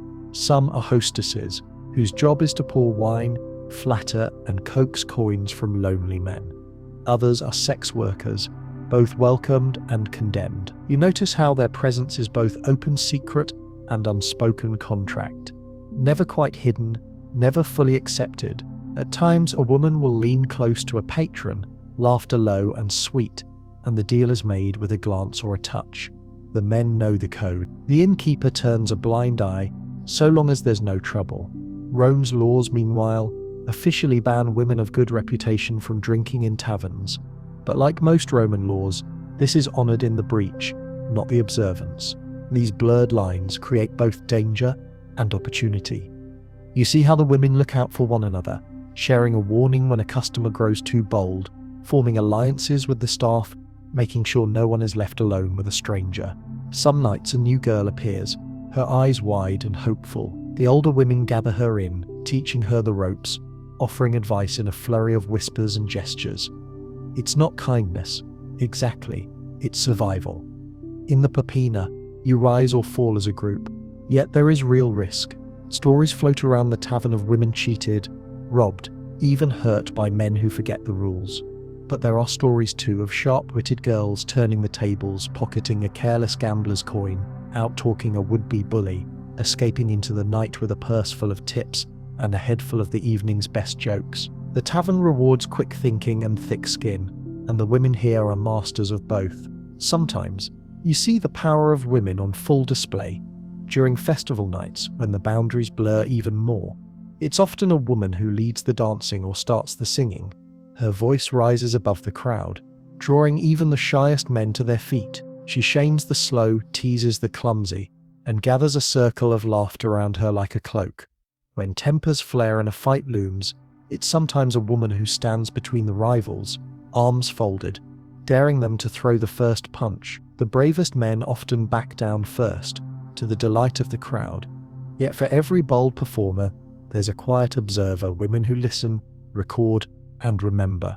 In a city where news travels faster than the aqueducts can flow, the Popina is a hub for gossip and secrets. You watch as barmaids slip notes between cups, as hostesses eavesdrop on business deals, as regulars share the latest scandals about Rome's politicians. Sometimes the innkeeper's wife knows more about the city's intrigues than the magistrates themselves. In the Roman tavern, information is currency, and women are its most skillful merchants. There's also a deep camaraderie between the women and the regulars, built on years of shared stories, laughter, and a mutual understanding of how the world works. You witness a barmaid patching up a young man's scraped knuckles after a fight, her touch brisk but gentle. She scolds him, then tucks an extra crust of bread into his hand. Another woman, tired but smiling, sits beside an old customer, listening to his troubles and offering advice. The bonds formed here are practical, forged in the heat of necessity, but no less real for that. Of course, the jokes fly in both directions. The barmaids are relentless with their banter, teasing the men about their hairlines, their luck at dice, or their choice of lovers. The men, for their part, try to keep up, but usually find themselves outwitted. Careful, Livia warns one would-be suitor. You're not nearly as clever as you look. The room howls, and even the innkeeper grins. Occasionally, you notice tension simmering beneath the surface. Rome's gender rules don't simply vanish inside the popina, they bend and twist in ways both liberating and dangerous. A newcomer who disrespects a barmaid is quickly reminded of the unwritten rules. A regular who crosses a line may find himself cold-shouldered, ignored until he apologizes. And woe betide the outsider who mistakes friendliness for invitation. The women here know how to defend themselves, and the regulars are quick to back them up. But it isn't all conflict. There's warmth too. A shared understanding that everyone here is trying to survive, to find a little joy in a hard world. The women are the glue that holds the place together, keeping the mood light, the games fair, and the tempers in check. Without them, the tavern would be a far colder, rougher place. Late in the night, as the crowd thins and the wine runs low, you watch a group of barmaids gather around a table, counting the evening's tips and dividing the coins. They swap stories about the best customers, the worst drunks, the jokes that landed, and the ones that fell flat. Laughter mingles with tired sighs, and for a moment, the room feels almost peaceful. You realize that these women have made the tavern their own, a home built on quick wit, fierce loyalty, and a talent for survival. As dawn threatens at the edges of the night, you catch Livia watching you. She raises an eyebrow, smirks, and says, "You're learning, stranger. Not bad for your first night." You raise your cup in salute, knowing that you've only just begun to understand the secret world of women in the Roman tavern. A world as complex, resilient, and surprising as the city itself. Even as you're swept up in the laughter and teasing, you can't help but notice that not everyone here is drawn by camaraderie or the promise of cheap thrills. There's an undercurrent of wariness in every transaction, an ever-present sense that someone, somewhere, is trying to get the better of you. In the Roman tavern, scams and schemes aren't the exception, they're the rule. Everyone is watching for an angle, and no one, not even the seasoned regulars, can claim they've never been fooled. Your first hint comes when you watch a pair of gamblers at a dice table, each eyeing the other with a suspicious, hungry look. The dice clatter, bouncing off the pitted wood, but you catch the flick of a wrist, the too casual sweep of a hand. Someone mutters about loaded knuckle bones. A brief, sharp argument erupts, with both players insisting on a fresh set. The innkeeper produces a new cup. This time he rolls first to everyone's satisfaction. The mood eases, but you realize that trust is a rare commodity here, earned in ounces and lost in moments. You move to the bar for another round, and spot a patron quietly palming coins as he pays, attempting to slip a counterfeit into the pile. The barmaid, never missing a beat, plucks out the dud and holds it up for the whole room to see. "Nice try, Gaius. Next time use real silver, or I'll water your wine with the Tiber." Laughter rings out, but you see the message is clear. Tricks are tolerated up to a point. Scams in the tavern take every form. The simplest is the short pour, a favourite among innkeepers from Rome to Britannia. You order a cup, and if you're not careful, you'll receive one that's mostly dregs. A quick complaint usually earns you a grudging refill, but you can't help but wonder if the house is simply hoping you'll get too drunk to notice. The wine itself is another game. Some nights it's watered down so much you could swim in it. Others it's spiced to mask its age. The innkeeper proudly announcing a special blend for special customers. Everyone smiles, but nobody's fooled. Cheating isn't limited to the staff. The regulars have their own bag of tricks. You witness a classic maneuver. A gambler accidentally bumps the table, scattering the dice and demanding a reroll. Another, more subtle player marks a knuckle bone with a dot of wax, trying to control the outcome.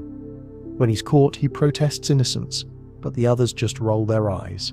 Everyone's been caught at least once. The penalty is usually another round, and a round of jeer. Pickpockets are a constant hazard. You spot a nimble-fingered boy weaving through the crowd, bumping into patrons, slipping his hand into a purse before vanishing into the shadows. The regulars keep a wary eye on him, not out of malice but out of respect. After all, everyone here is hustling, and a successful thief is just part of the show, so long as he doesn't get greedy. Sometimes the scams grow elaborate. A pair of men, claiming to be long-lost brothers, take turns buying each other drinks and regaling the crowd with tales of their exploits. As the night goes on, they encourage others to buy rounds, promising to pay their debts as soon as their rich uncle arrives. When the last jug is empty and the coins have changed hands, the brothers slip out into the night, leaving the barmaid to shake her head and warn, "That's the third uncle this week." There's a certain respect for cleverness, even among the victims. You hear a merchant tell the tale of how he was outwitted by a pair of swindlers with a fake treasure map. He laughs as he describes digging up half a field for a chest of sand. The crowd roars, and someone buys him a drink. The lesson is clear. You're not really a regular until you've been tricked, at least once. Some scams are less amusing. You hear whispers about watered-down wine laced with strange herbs, guaranteed to get you drunk faster at a price. Occasionally, an unlucky patron wakes up in the alley, purse missing, head pounding, and no memory of how he got there. These tales serve as warnings. Have your fun, but keep your wits. The innkeeper walks a fine line, tolerating some mischief, while stamping out anything that threatens his livelihood. When a patron is caught cheating at dice, the penalty is swift. He's dragged to the center of the room, made to apologize, and buys a round for everyone present. The crowd cheers. The lesson learned for now. Women are not above the game. You see a barmaid distract a customer with a dazzling smile, her partner in crime swiping a few coins from his purse while he's distracted. Later the two split their take, cackling over the day's work. Even the older women play their part, offering fortunes and love charms for a price. Whether they actually work is anyone's guess, but who can resist the promise of luck, love, or protection, especially after a few cups of wine? The air is thick with whispered warnings and tips. Don't trust a man with clean hands. He's never worked a day in his life, or he's a thief. If the barmaid winks twice, your purse is in danger. Never leave your drink unattended, unless you like surprises. These aren't just jokes. They're survival strategies, passed down from one patron to another, as much a part of the tavern as the stew and the wine. There's a rhythm to the scams, a back and forth that feels almost like a dance. Everyone expects to lose a little at dice and drink, or to a quick-fingered neighbor. The trick is to keep it friendly, to laugh when you're caught, and to play along until the sun rises. The true danger comes when someone breaks the unspoken rules, cheating too boldly, stealing from the wrong person, or refusing to pay their debts. One night, you witness the consequences. A notorious swindler tries to pass a handful of copper coins as silver, palming them to a traveler new to the city. The barmaid spots the trick and calls him out. The room quiets, the crowd watching as the swindler tries to talk his way out. The innkeeper steps in, his club resting casually on his shoulder. The verdict is swift. The swindler is tossed out into the mud and darkness, his reputation ruined. The regulars nod in approval. You play, you pay, someone murmurs. And yet, beneath the constant trickery, you sense a strange camaraderie. The scams are part of the fun, a way for the poor and clever to even the odds. No one here is truly innocent. Everyone's looking for an advantage, a moment's victory over the house or the world. The laughter is sharper, the smiles a little too wide, but there's pride in surviving the night with your purse, your dignity, and your sense of humor intact. As you lean back and watch the dance unfold, you realize you're learning the rhythms. You keep a hand on your purse, check your cup before you drink, and wink at the barmaid when she tries her luck. You lose a coin at dice, win it back at cards, and laugh when someone tries to short you at the bar. The scams don't ruin the night, they are the night. In a city where the odds are always stacked, the popina is where everyone gets to play, to bluff, and if only for an evening, to believe they can win. The final lesson comes as the lamps burn low. The crowd thins, and the innkeeper counts the evening's take, setting aside a few coins for the barmaids, a little for himself, and the rest for tomorrow's wine. The last patrons stagger out, clutching their purses a little tighter, their stories a little wilder. You gather your things, feeling the weight of the night in your bones. Tonight, you survived the Roman tavern. Maybe you even came out ahead, or maybe you just learned to appreciate the dance of schemes, scams, and laughter that holds this strange little world together. One thing is certain, in the popina, everyone's a player, and everyone's a mark. And as you step into the night, you can't help but smile, already planning your next move. Every night in the Roman tavern has its share of chaos, but at the very center of that storm is the innkeeper, a figure equal parts ringleader, referee, chef, and spy. It's easy to underestimate the person behind the counter. From a distance, he looks like just another weathered soul with stained hands and a face lined by years of smoke and worry. But stick around long enough and you'll realize the innkeeper is the one who truly rules the popina. holding together the entire bizarre world by sheer force of will, quick wit, and occasionally the heavy club stashed beneath the counter. The first thing you learn is that the innkeeper is always watching. Whether he's doling out cups of wine, haggling over stew prices, or breaking up a brewing argument, his eyes never stop moving. He knows every regular by name, every traveller by reputation, and every troublemaker by the way they shuffle their feet or tap their coins too nervously on the bar. You notice how he greets each new patron differently, a warm clap on the back for a returning gambler, a wary glance for the soldier fresh from the road, a wordless nod for the old woman who slips in quietly and never leaves a tip. You soon understand that the innkeeper is a master of small calculations. He knows exactly how much wine to water down without sparking open rebellion, how long to tolerate a dice game before stepping in, and precisely which customers are likely to pay in full and which ones will try to skip out on their tab. The barmaids and kitchen hands orbit around him like satellites, reading his gestures and glances for silent commands. Clear the table, refill that cup, cut that group off before the singing turns into a fistfight.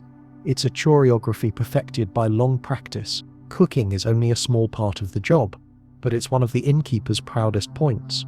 You watch him ladle out stew with a flourish, describing it as fit for a senator, even as you know it's mostly beans and leftover bones. He has a knack for making the simplest meal seem like a luxury, tossing a few olives on top, drizzling a bit of garum, or dusting a platter with herbs to disguise the fact that the meat underneath might be yesterday's leftovers. When a regular complains about the bread being stale, it's good for the teeth, he jokes, or at least for the chickens.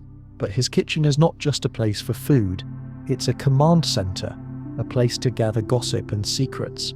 The innkeeper hears every word, whether whispered over a quick drink or shouted during a brawl. He knows which customers are behind on their debts, who's feuding with whom, and who just sold a prize pig at the market.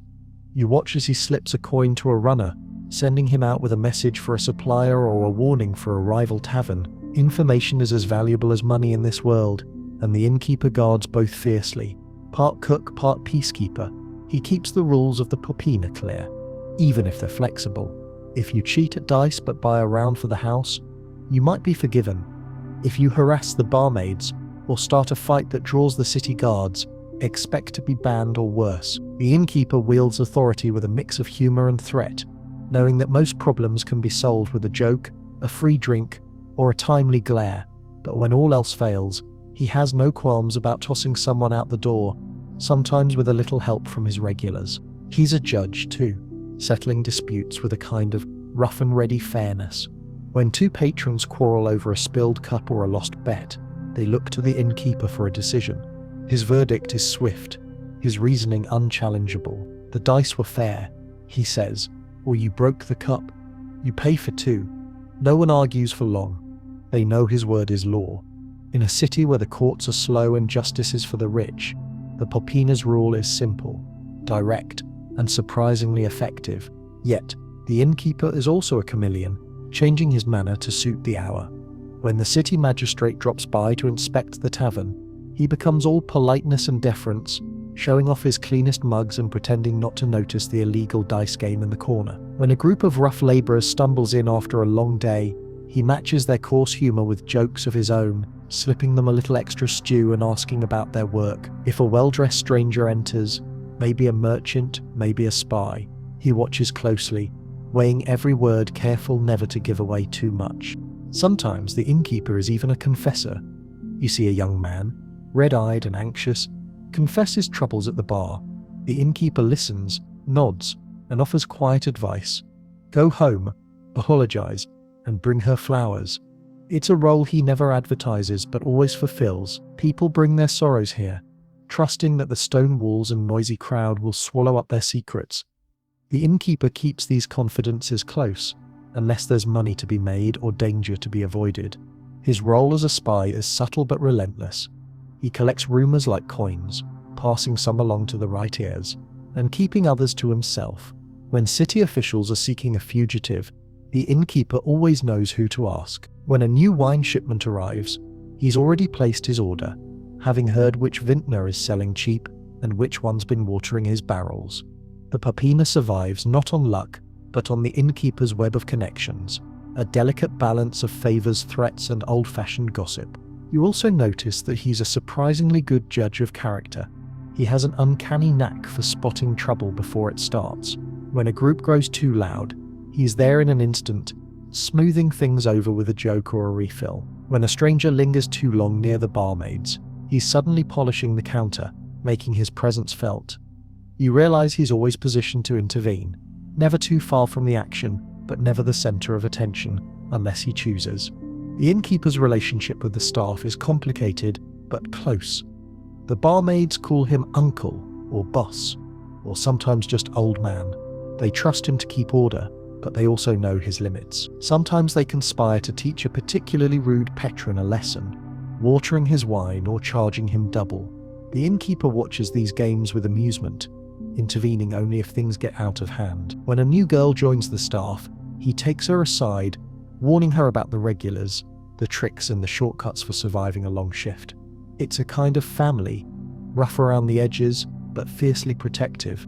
To outsiders, the innkeeper might seem gruff or even cruel, but you see flashes of kindness. When a homeless beggar slips in on a cold night, he receives a bowl of stew and a place by the fire. If a regular falls ill, the innkeeper sends word to their family, sometimes slipping a few coins into their hand to help with the doctor. The generosity is always practical, never sentimental, but it keeps the community coming back, night after night. Of course, not everyone loves the innkeeper. There are patrons banned for life, rivals who spread rumors, and city officials who grumble about unpaid taxes. The innkeeper shrugs off most complaints, but you hear him curse under his breath when the city guard stops by for their inspection fee. Rome is a city built on bribes and backroom deals, and even the popina must play the game. The innkeeper pays what he must, passes along the cost in watered wine or raised prices, and moves on. Sometimes the innkeeper becomes the center of the night's entertainment. You watch as he tells a story about a legendary brawl, his gestures broad and voice booming. The regulars join in, correcting details and adding their own embellishments. It's a communal performance, the line between fact and fiction delightfully blurred. The innkeeper relishes these moments, knowing that a happy crowd is a profitable one. But the job wears on him. You see it in his slumped shoulders at closing time, the way he rubs his eyes when he thinks no one's looking. Running a tavern is endless work, a cycle of cleaning, cooking, settling accounts, and managing people who never quite fit together. Yet for all the headaches, the innkeeper seems unable to imagine life any other way. This chaos is his domain, these people his tribe. Before the night ends, you find yourself at the bar, trading stories with the innkeeper. He listens, laughs, and offers advice you didn't know you needed.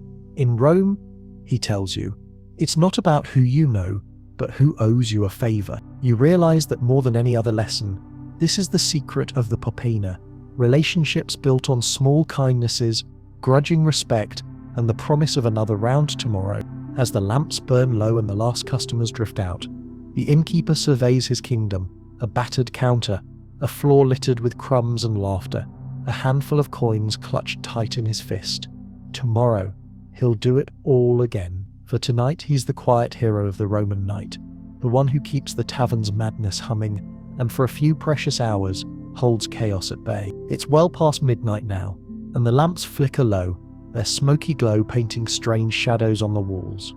The mood in the popina has changed, a little slower, a little looser. Cups are mostly empty, the stew is long gone, and what keeps people gathered around battered tables is no longer hunger, but habit. This is when the strangest rituals come out to play, the wild, unpredictable drinking games and strange tavern customs that seem to hold the night together, weaving laughter and risk into one big, bleary-eyed tapestry.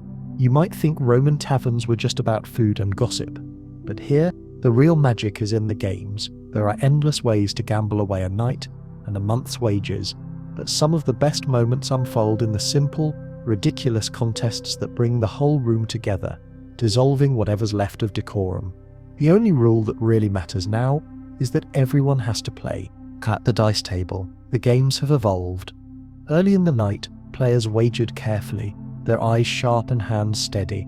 Now the bets are wild, sometimes a handful of coins, sometimes a promise to sing naked in the street or buy everyone a cup. The most popular dice game is Tully, played with the knuckle bones of sheep, their 4 uneven sides making every throw unpredictable. Someone always claims to have a lucky bone and the others groan, demanding it be swapped. The shouts, the groans, the raucous laughter when someone rolls the dog, the dreaded 0. All of it swirls together in a joyful dean. But dice are only the beginning. Someone always invents a new challenge, whether it's chugging contests, tongue twisters, or tests of memory. A favourite is Caput et Navia, or Heads and Ships, an ancient coin flip game. Heads wins, ships loses. The crowd gathers, betting not just coins, but also silly forfeits. Someone must serenade the barmaid in a goat voice, or recite the first lines of Virgil backward, or balance a loaf of bread on their head while hopping on one foot. If the loser falters, the penalty is another round, and the innkeeper's eyes gleam as he pours. Then there are the games designed to test your luck, your pride, or your tolerance for humiliation. Someone dares a companion to steal a kiss from the wooden idol, nailed behind the counter, a battered likeness of Bacchus, god of wine, more splinter than statue. If he flinches, the crowd howls. If he kisses with gusto, the barmaid offers a free cup for bravery. Another group is deep in a game of hand-to-hand slapping each other's hands in rhythm, the loser forced to buy the winner's next drink. The regulars have dozens of these games, and the rules shift every night. Storytelling is another contest entirely.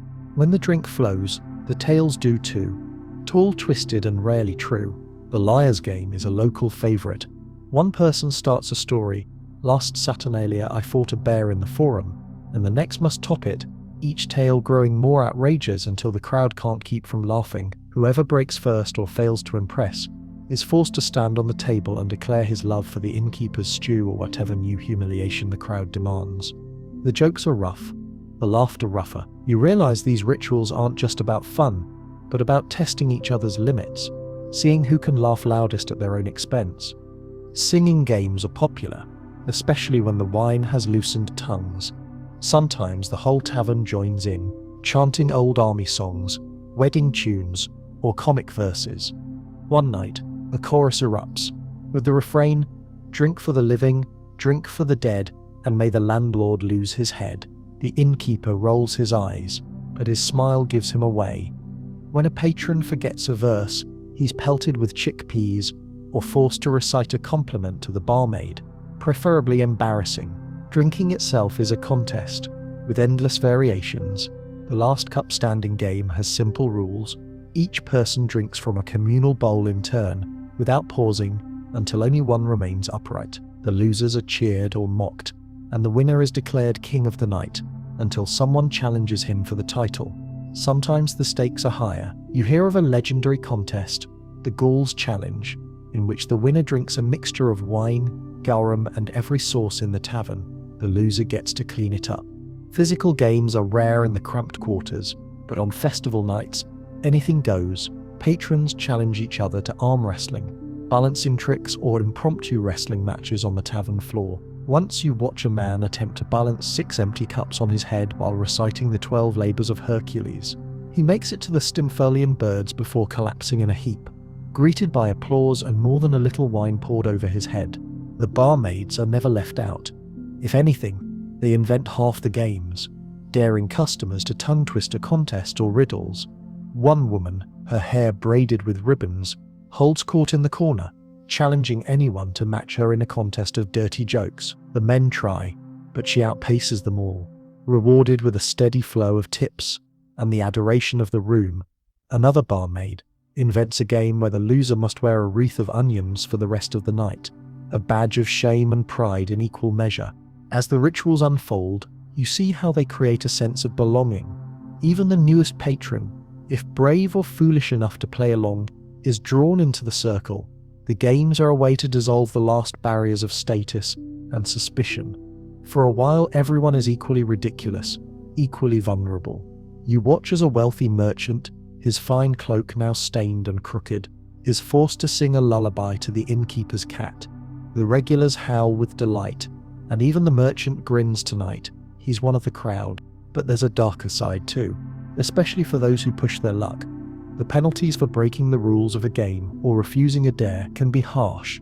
Jeers, mockery, or on rare occasions, a cold shoulder that lasts for weeks. It's a reminder that the tavern has its own laws, older than Rome itself. If you play, you must play fair, or at least be clever enough to get away with cheating. One curious custom is the forfeit bowl. At the start of the night, the innkeeper places a battered bowl on the counter. Anyone can drop in a token, a coin, a scrap of poetry, a trinket, or even a bad joke scribbled on parchment. At midnight, the bowl is tipped over and the contents judged by the crowd. The best forfeit wins a free meal. The worst earns a friendly or not so friendly ribbing. It's a tradition that turns even loss into laughter. Drinking rituals carry a touch of the sacred too. When someone wants to honor a lost friend or a victorious day, they pour a little wine onto the floor, invoking Bacchus or their household gods. The crowd grows quiet for a heartbeat, then resumes its merriment. The past briefly honored before being swept away by the present. The games and rituals have a strange effect on time. Hours vanish, marked only by the rise and fall of voices, the changing shapes of the crowd, the waxing and waning of the lamps. You find yourself dragged into a game of questions and lies, forced to answer whatever is asked or invent a wild story on the spot. At first you're hesitant, but soon you're laughing with everyone else, forgetting your worries in the freedom of the game. Sometimes, the rituals serve as protection. When a stranger grows too bold, the regulars challenge him to a contest. If he plays fair, he's welcomed. If not, he's quietly frozen out.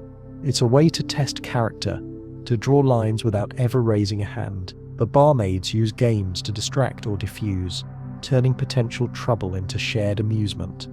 Even the innkeeper gets in on the act, sometimes proposing a quiet game. The first one to speak loses, and must buy a round for the entire room. Silence rarely lasts longer than a heartbeat, but the laughter that follows is genuine. And in these moments, as you watch the tavern dissolve into laughter and song, you realize that the rituals and games are more than diversions. They're a way to survive. In a world that takes so much, the popina gives back, if only for a night. Here, the poorest laborer and the richest merchant are equals, united by the ridiculous and the sublime. As dawn creeps closer and the last games are played, the crowd begins to thin. The king of the night surrenders his crown, usually a wreath of garlic or, if he's unlucky, a greasy dish towel. The innkeeper tallies up the final scores, dispensing last drinks and last warnings in equal measure. The games end not with a winner, but with a kind of collective victory.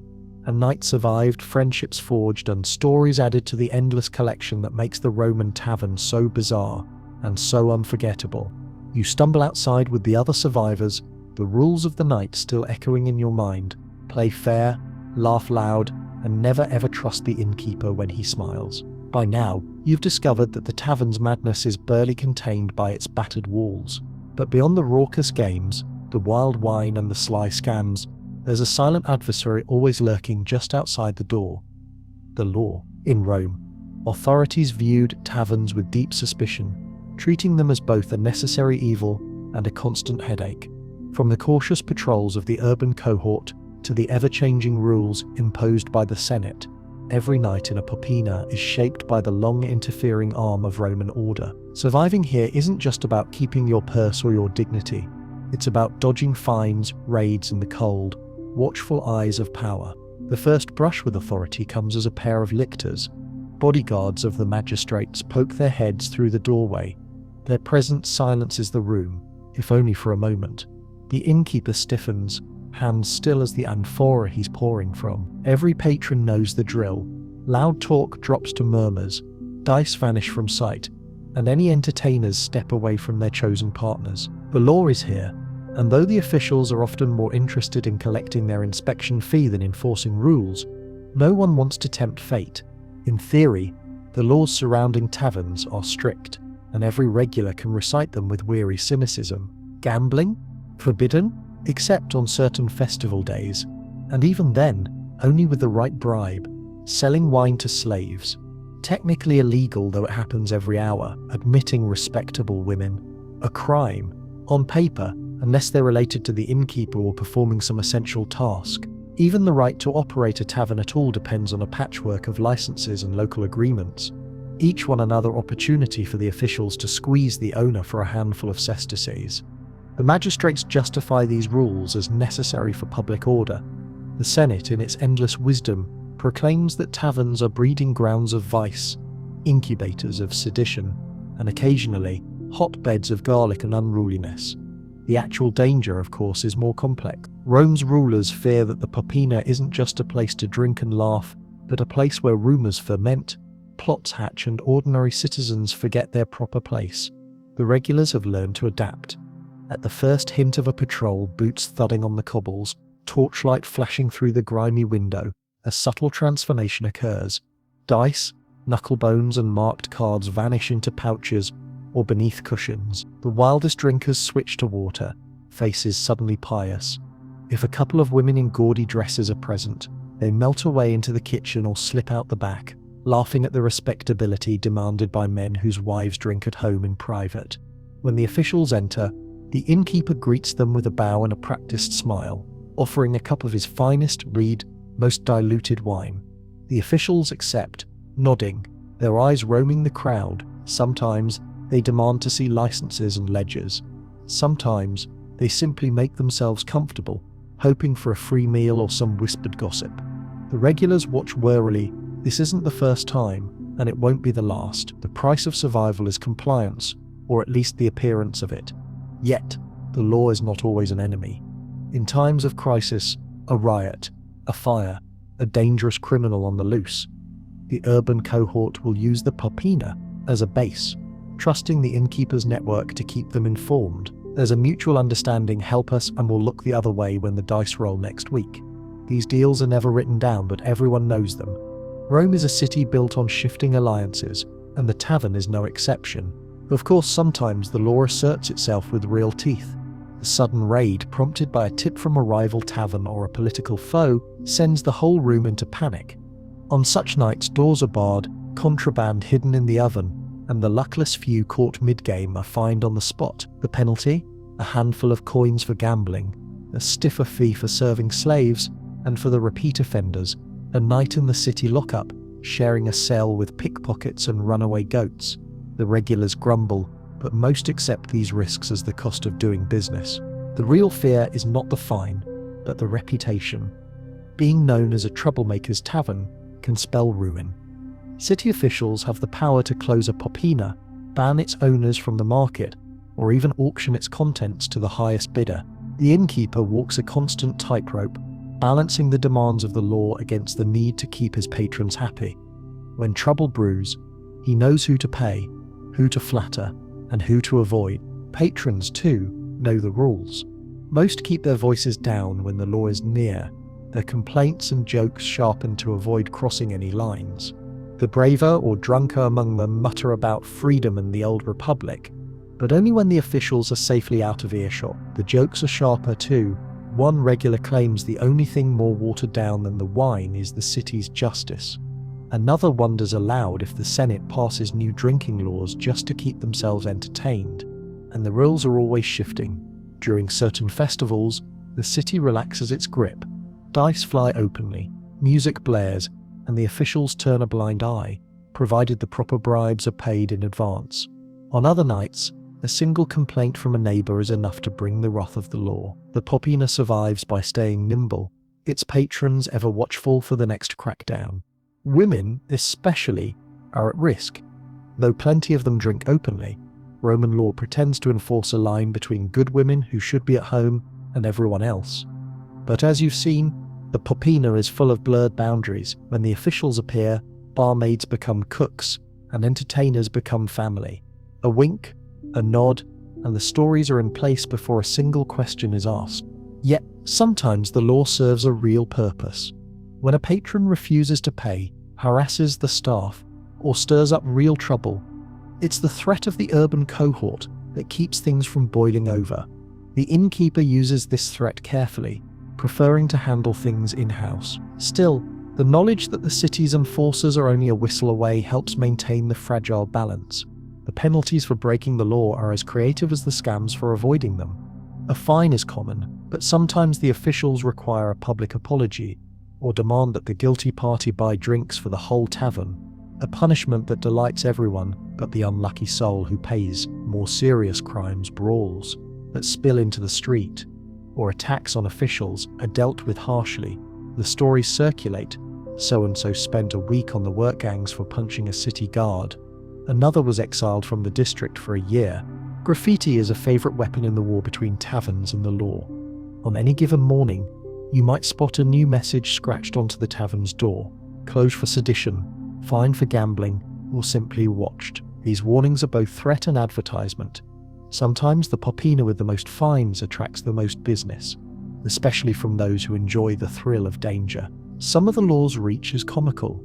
The city once tried to ban dice games by seizing all the illegal implements. The next night, patrons rolled chickpeas instead. When the Senate decreed that no wine could be sold after the first hour of darkness, the tavern simply handed out mugs for water, with wine conveniently nearby.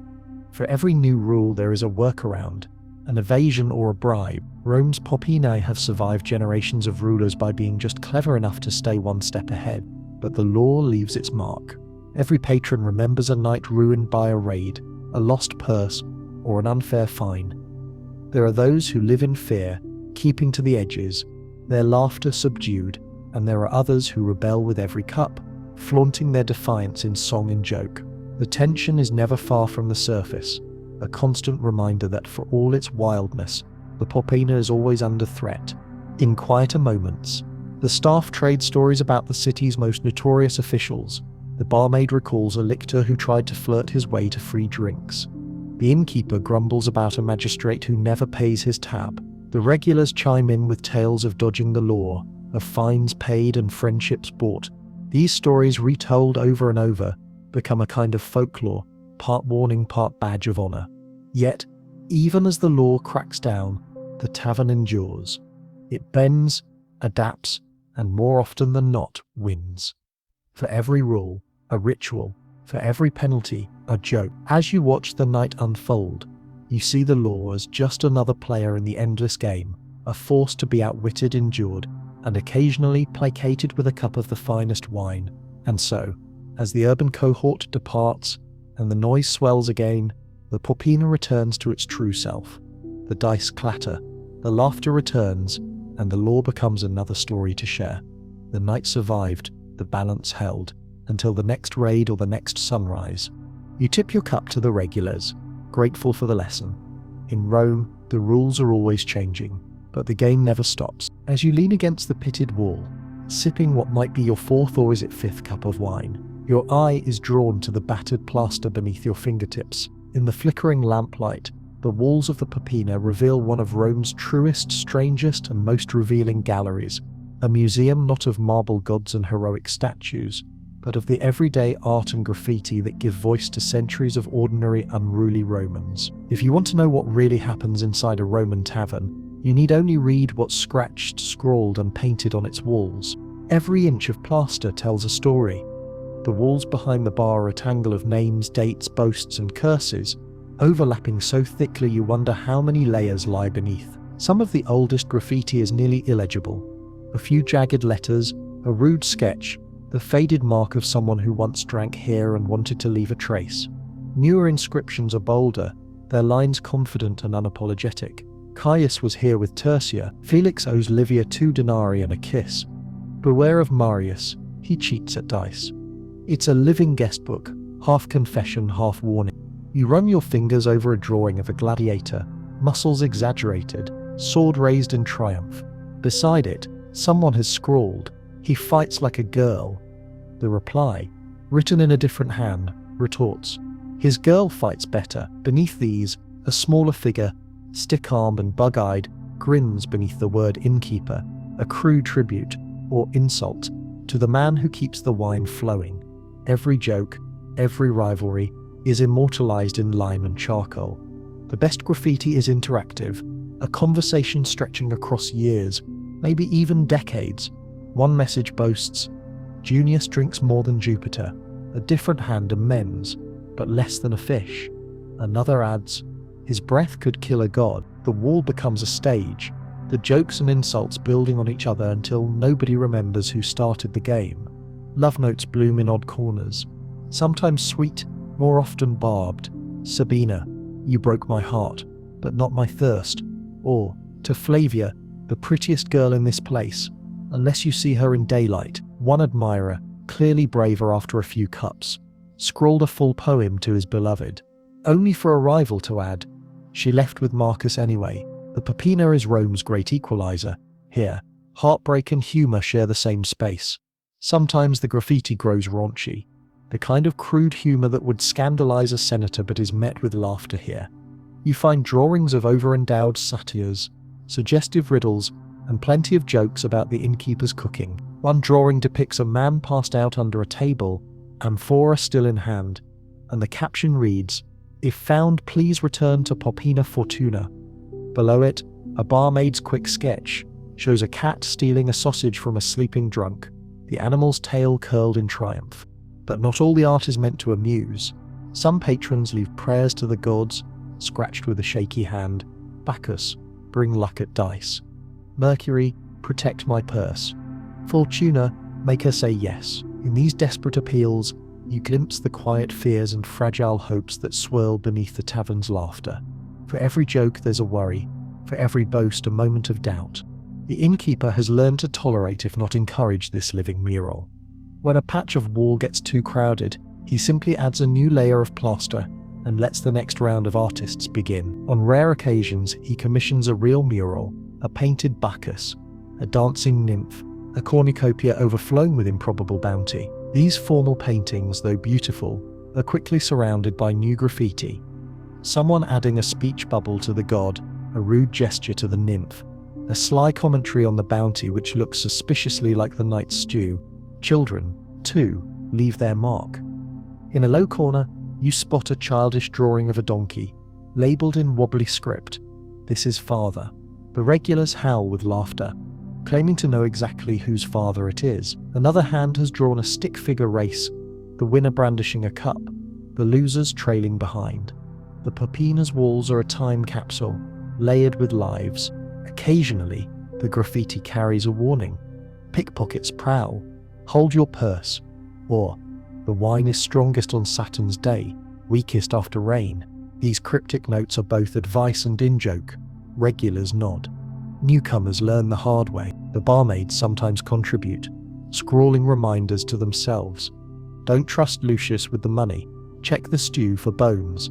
Smile, even when you want to scream. You even find fragments of real poetry lines from Virgil or Ovid, sometimes beautifully rendered, sometimes butchered into limericks. One message reads, "Arma virumque cano," unless I'm too drunk to stand. Beneath it, another hand, "Sing of wine, not war." The classics are never far from reach, but here they are reshaped by the needs of the night. Artistic ambition isn't limited to the written word. The walls sport crude paintings, a mosaic of broken tiles showing a victorious charioteer, a sketch of the infamous she-wolf suckling Romulus and Remus, with a barmaid's face added to the wolf for good measure, and a half-finished map of Rome, the city's landmarks marked by wine stains and crumbs. The regulars take pride in these embellishments, pointing them out to newcomers, embellishing the stories behind them. "See that scratch," one says. "That's from the great brawl of last year. Table flew across the room, nearly knocked down Bacchus himself." The graffiti also marks time. Birthdays, funerals, victories, and defeats are all chronicled in quick messages. Darius's birthday, he's older than the stew. Salvius got married, God's help him. Vespasian lost at dice again. Buy him a drink if you see him crying. Sometimes you spot a tally of debts, names, numbers, threats and promises, the accounting book for the tavern's unofficial economy. Some inscriptions are even more mysterious. "The owl sees all," reads one, circled 3 times. Another, "Ask for the red jug." The regulars chuckle, sharing the secret only in whispers. The Peppina is full of these inside jokes, clues to the hidden life of the place. If you linger long enough, someone might let you in. It's not all fun and games though. In darker corners you find scratched messages of sorrow and fear. "He didn't come home, watch the road after dark." The city takes and takes. Remember me. These lines are quieter, their writers long gone, but their voices remain, woven into the Popina's bones. Even the city's politics leak in. A sharp message near the bar reads, "Down with the taxes, up with the wine." Another counters, "Vote for Marcus, he pays his tab." Yet another, probably written by the innkeeper, simply says, "No politics, more drinking." The crowd, as always, decides which rules to follow.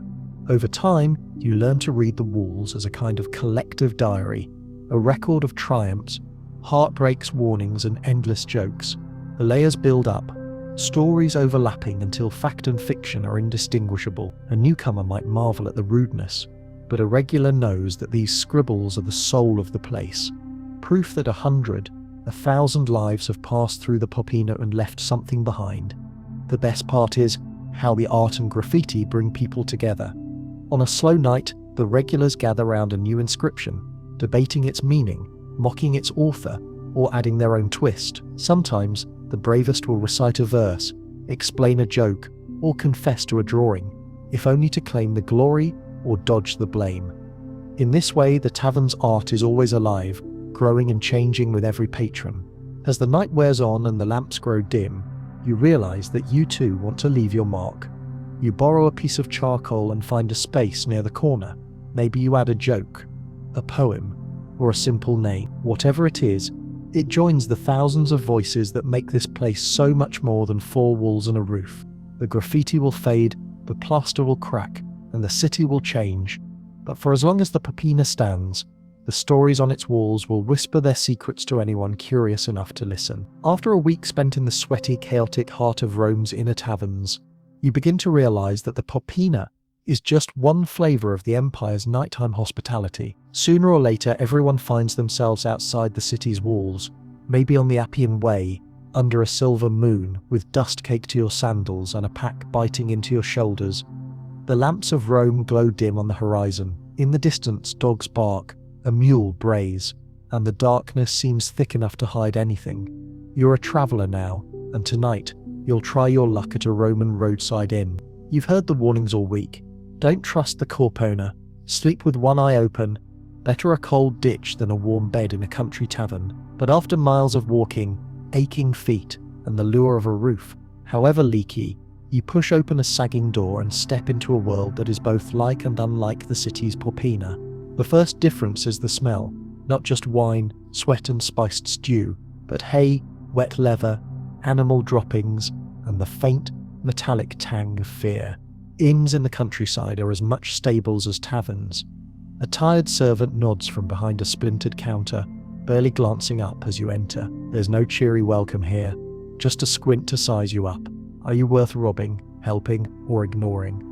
You scan the main room. The crowd is a patchwork of the road, soldiers headed to the frontier, merchants bound for market, shifty-eyed muleteers, and the occasional noble's courier, hunched over his food and desperate to avoid eye contact. Local farmers huddle in a smoky corner, swapping gossip in dialect, and watching every newcomer. At the hearth, a barefoot child roasts chestnuts, eyes huge and solemn. You find a seat near the fire, keeping your purse close and your back to the wall. The food here makes city tavern fare seem like imperial banquets. Tonight's menu, a thin, greasy stew, mostly cabbage and onions, with the occasional bit of gristle, black bread, harder than brick. A sliver of cheese, green at the edges. You eat it anyway, because you're starving, and because the alternative is going out again into the howling wind. Wine, at least, is plentiful. It's the one thing every innkeeper seems to stock in endless supply. You sip it carefully, remembering stories of travellers poisoned by bad batches, or innkeepers who dilute the wine with well water, sometimes from a well too close to the latrines. Conversation in the country inn is different too. It's quieter, more guarded. Here, every stranger is a potential threat. The regulars exchange wary looks. A merchant whispers to his bodyguard. A pair of off-duty soldiers eye you, their hands never far from their short swords. No one asks where you're from or where you're going. Those are dangerous questions, and no one wants to answer them honestly. If someone breaks the silence, it's usually to curse the rain, the state of the road, or the price of feed. That said, The inns are not entirely unfriendly. A weary group of travellers might join together for a quick game of dice, sharing laughter and stories to pass the long night. Now and then, a local tells a tale of ghosts or bandits, voice low and eyes darting to the shadows. In these places, fear is part of the air, the fear of robbers, of angry gods, of the lurking wild. Even the innkeeper keeps a club behind the bar, and you notice a battered shield and rusty helmet hanging above the door, more for show than real protection. If you have the coin, you can pay for a bed, though bed is generous. Most inns offer nothing more than a flea-ridden mattress on a shared floor, or a place to roll out your cloak near the fire. If you're unlucky, you'll share the space with snoring strangers, drunken labourers, and maybe a merchant's nervous dog. Privacy is non-existent. Some nights you curl up next to your pack, one eye open, half listening to the snores, whispers, and the restless shifting of bodies all around you. But even these humble inns are full of life. The kitchen bustles with cooks, children, and the odd animal wandering through. Somewhere, a baby cries. Elsewhere, an argument erupts over a lost purse. The innkeeper's wife doles out thin soup and sharper warnings. No noise after dark, pay in advance, leave the donkey outside. There's a rhythm to the place. Arrivals and departures, cups filled and emptied, the constant murmur of the road's endless stories. If you step outside to stretch your legs, the world is transformed. The road lies silent and dark, moonlight painting silver stripes through broken clouds. You hear frogs in a ditch, the distant howl of wolves, and the crackle of the fire inside. Other travellers drift out to check their animals, or just to stare at the stars and remember home. For a moment, everyone is alone, suspended between here and there, the city behind and the next town still a rumour. Trouble, of course, is never far away. You hear stories of travellers who vanish in the night, robbed or worse, an inn that burned after a fight between legionaries and local thugs, a nobleman's messenger found dead in the morning, his purse gone and his orders missing. You sleep lightly, waking at every noise. Some inns have a reputation, a den of thieves, a highwayman's nest, and travellers avoid them if they can. Others are honest but poor, scraping by on whatever the road brings. Every so often a night in the inn erupts into chaos. A merchant too free with his coin is targeted by gamblers and pickpockets. A soldier, drunk and homesick, starts a fight over an insult, real or imagined. The innkeeper, older and stronger than he looks, breaks things up with a few well-placed shouts, and the threat of his club. The next morning, the troublemakers are gone, and the regulars sweep out the ashes, shrugging off the night's drama as just another chapter in the endless saga of the road. Yet, there are nights when the inn is a haven, a place of warmth, laughter, and rare comfort.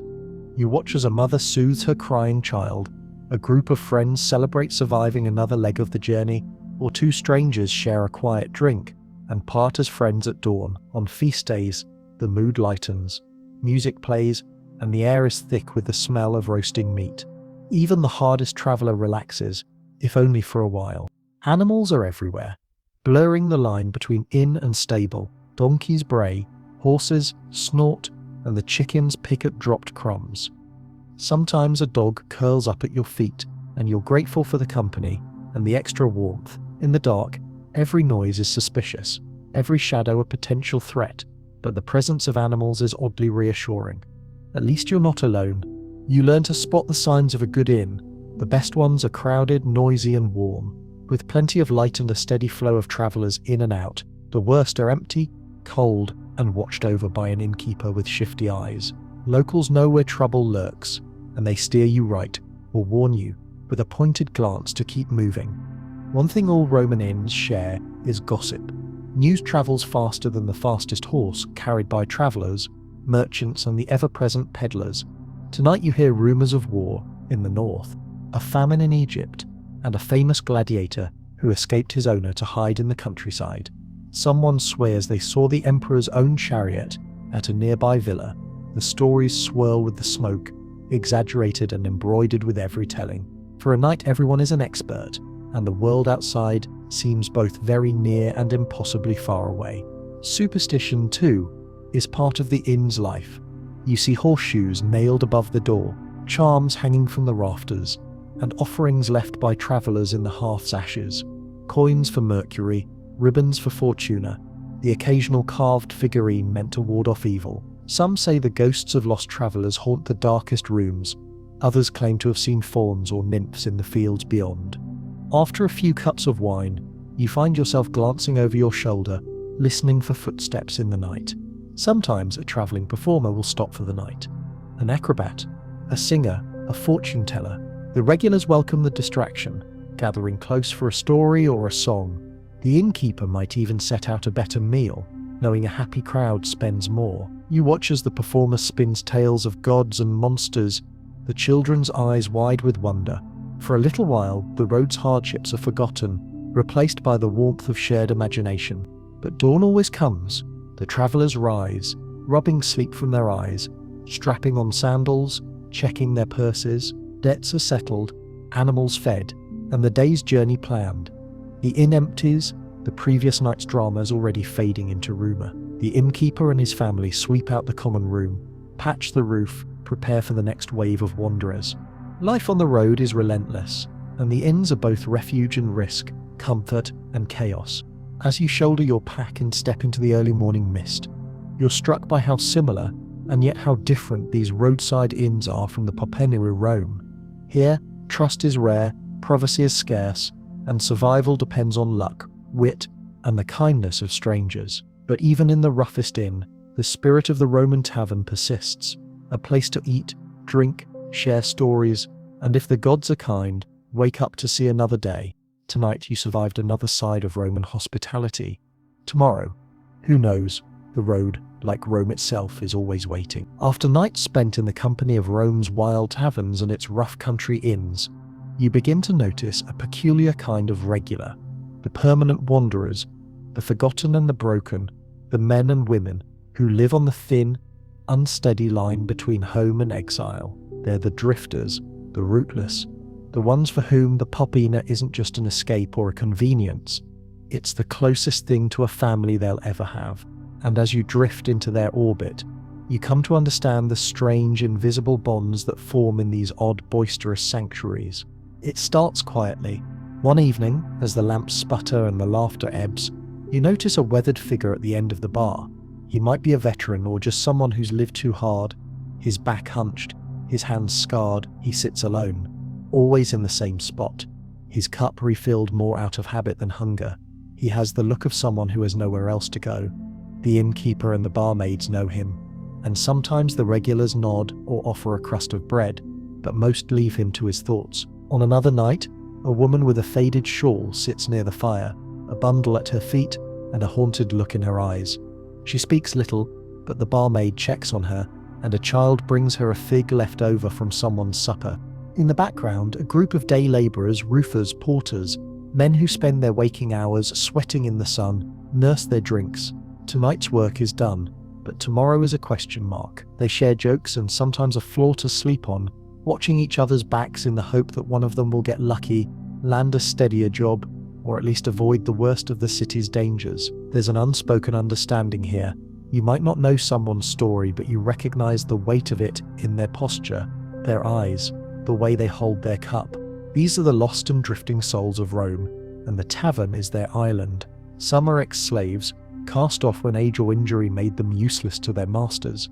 Others are refugees from the countryside, driven into the city by war, famine, or the slow grinding poverty of a collapsing farm. A few are travellers who never quite made it home, merchants who lost everything, soldiers left behind by their legions, widows with no family left to turn to. There are runaways and outcasts too, young people who fled cruel masters, women who escaped dangerous marriages, men who gambled away their last hope and now drift from one Poppenere to the next.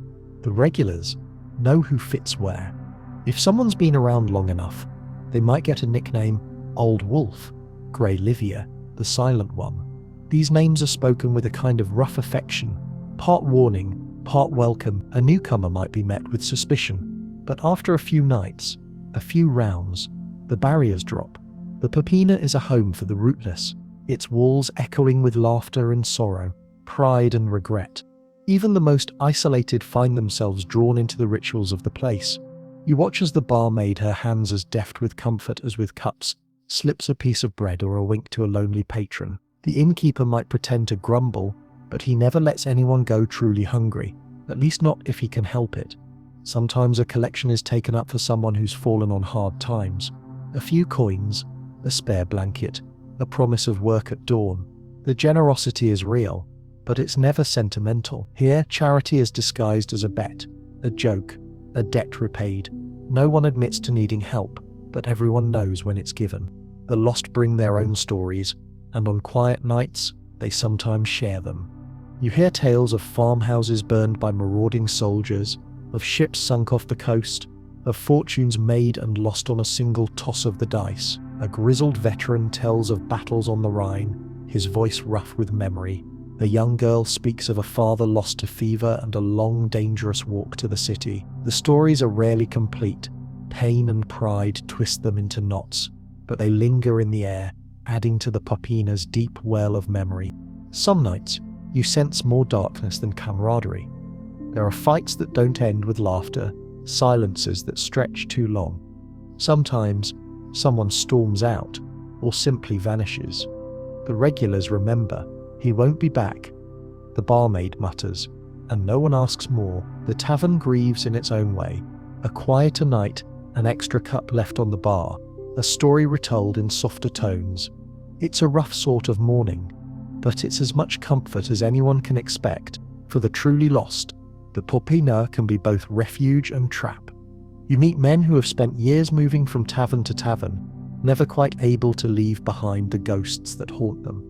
Women who once worked as servants or traders, now scraping by with a few coins for bread and wine. They are the invisible crowd, easy to miss in the bustle, but always there, their stories adding gravity to the place.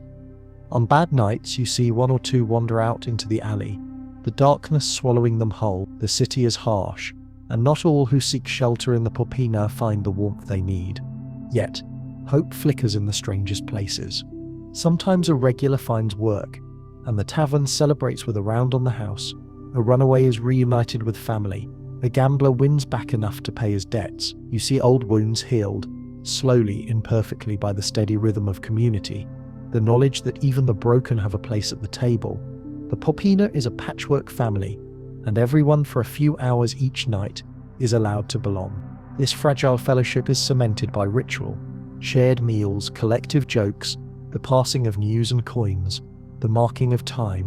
When a birthday is remembered, the whole room toasts, even the strangers. When someone is robbed, the regulars band together to chase down the thief, or at least console the victim.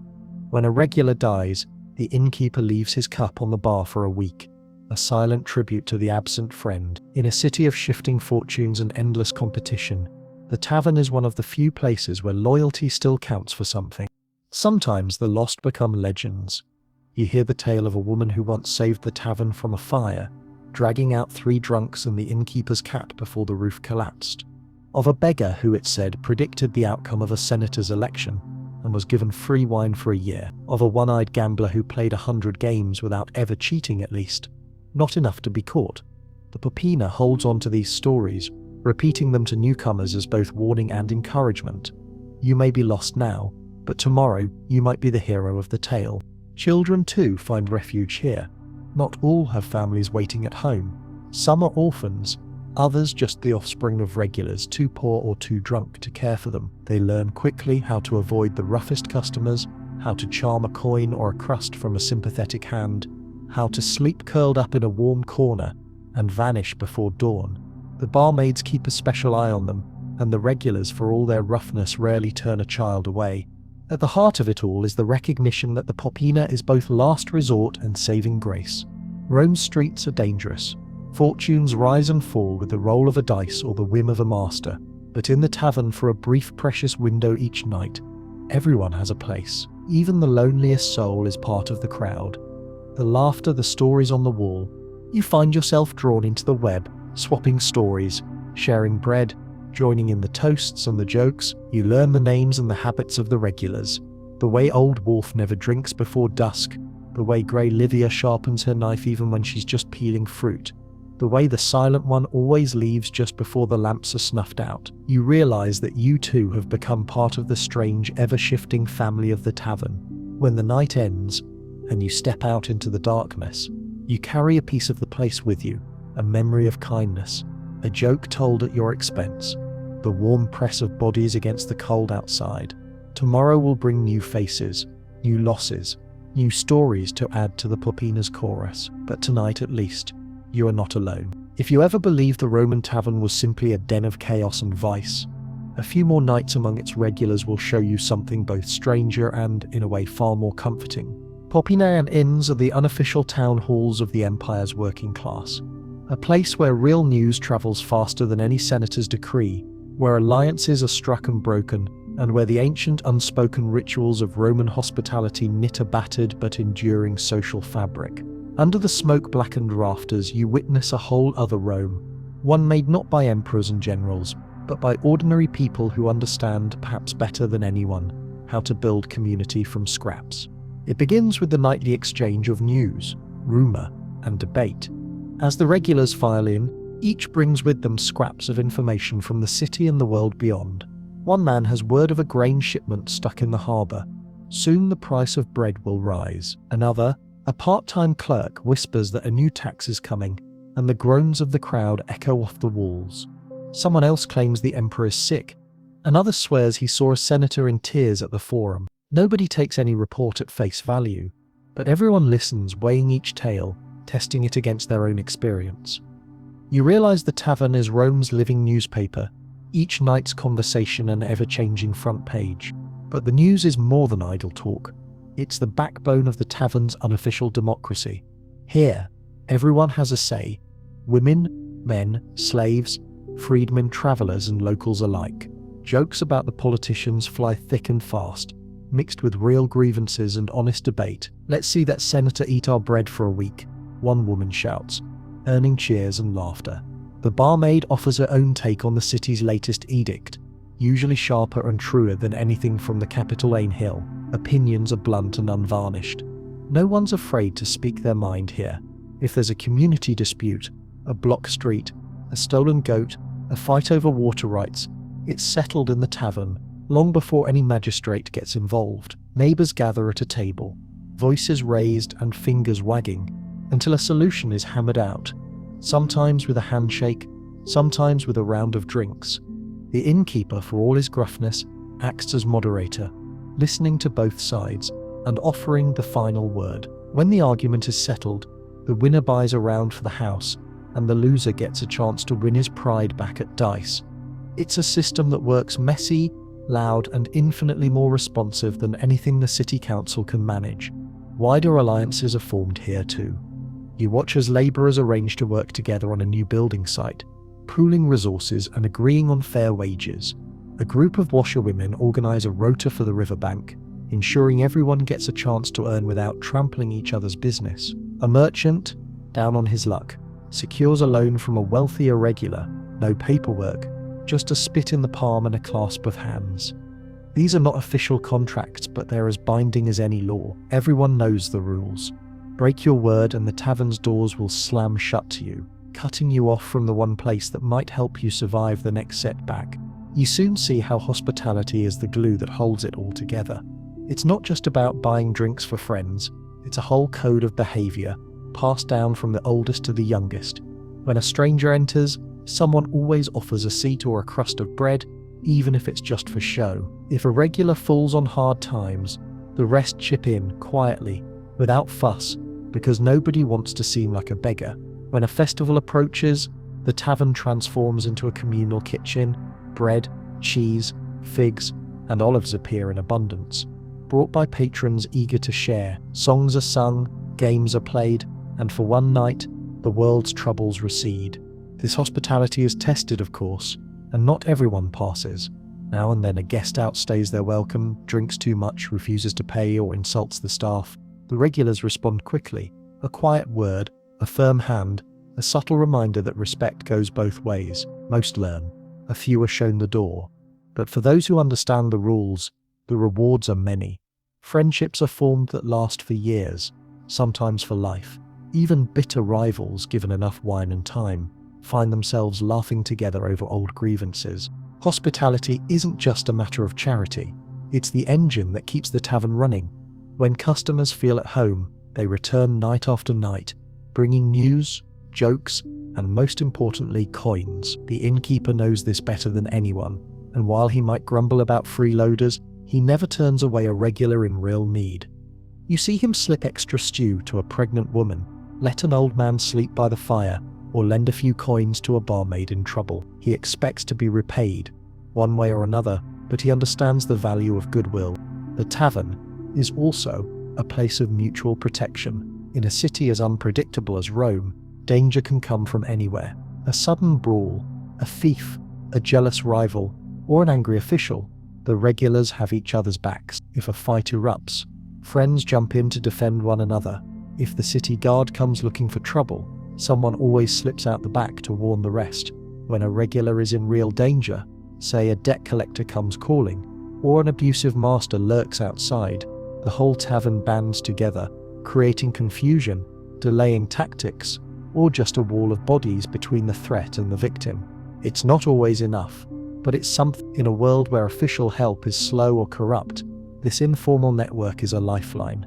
You notice too how the popina is a haven for celebration.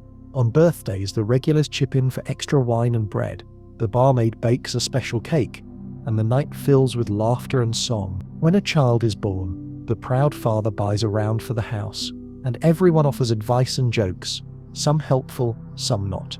Weddings, rare though they are marked by wild parties that spill into the street, drawing neighbours and strangers alike. Even the smallest victory, a new job, a lost pet returned, a debt finally paid, is cause for cheer. As the nights pass, you start to see how the tavern shapes the larger rhythms of life. News, gossip, celebration, warning. Each night adds a new thread to the community's tapestry. People argue and make up.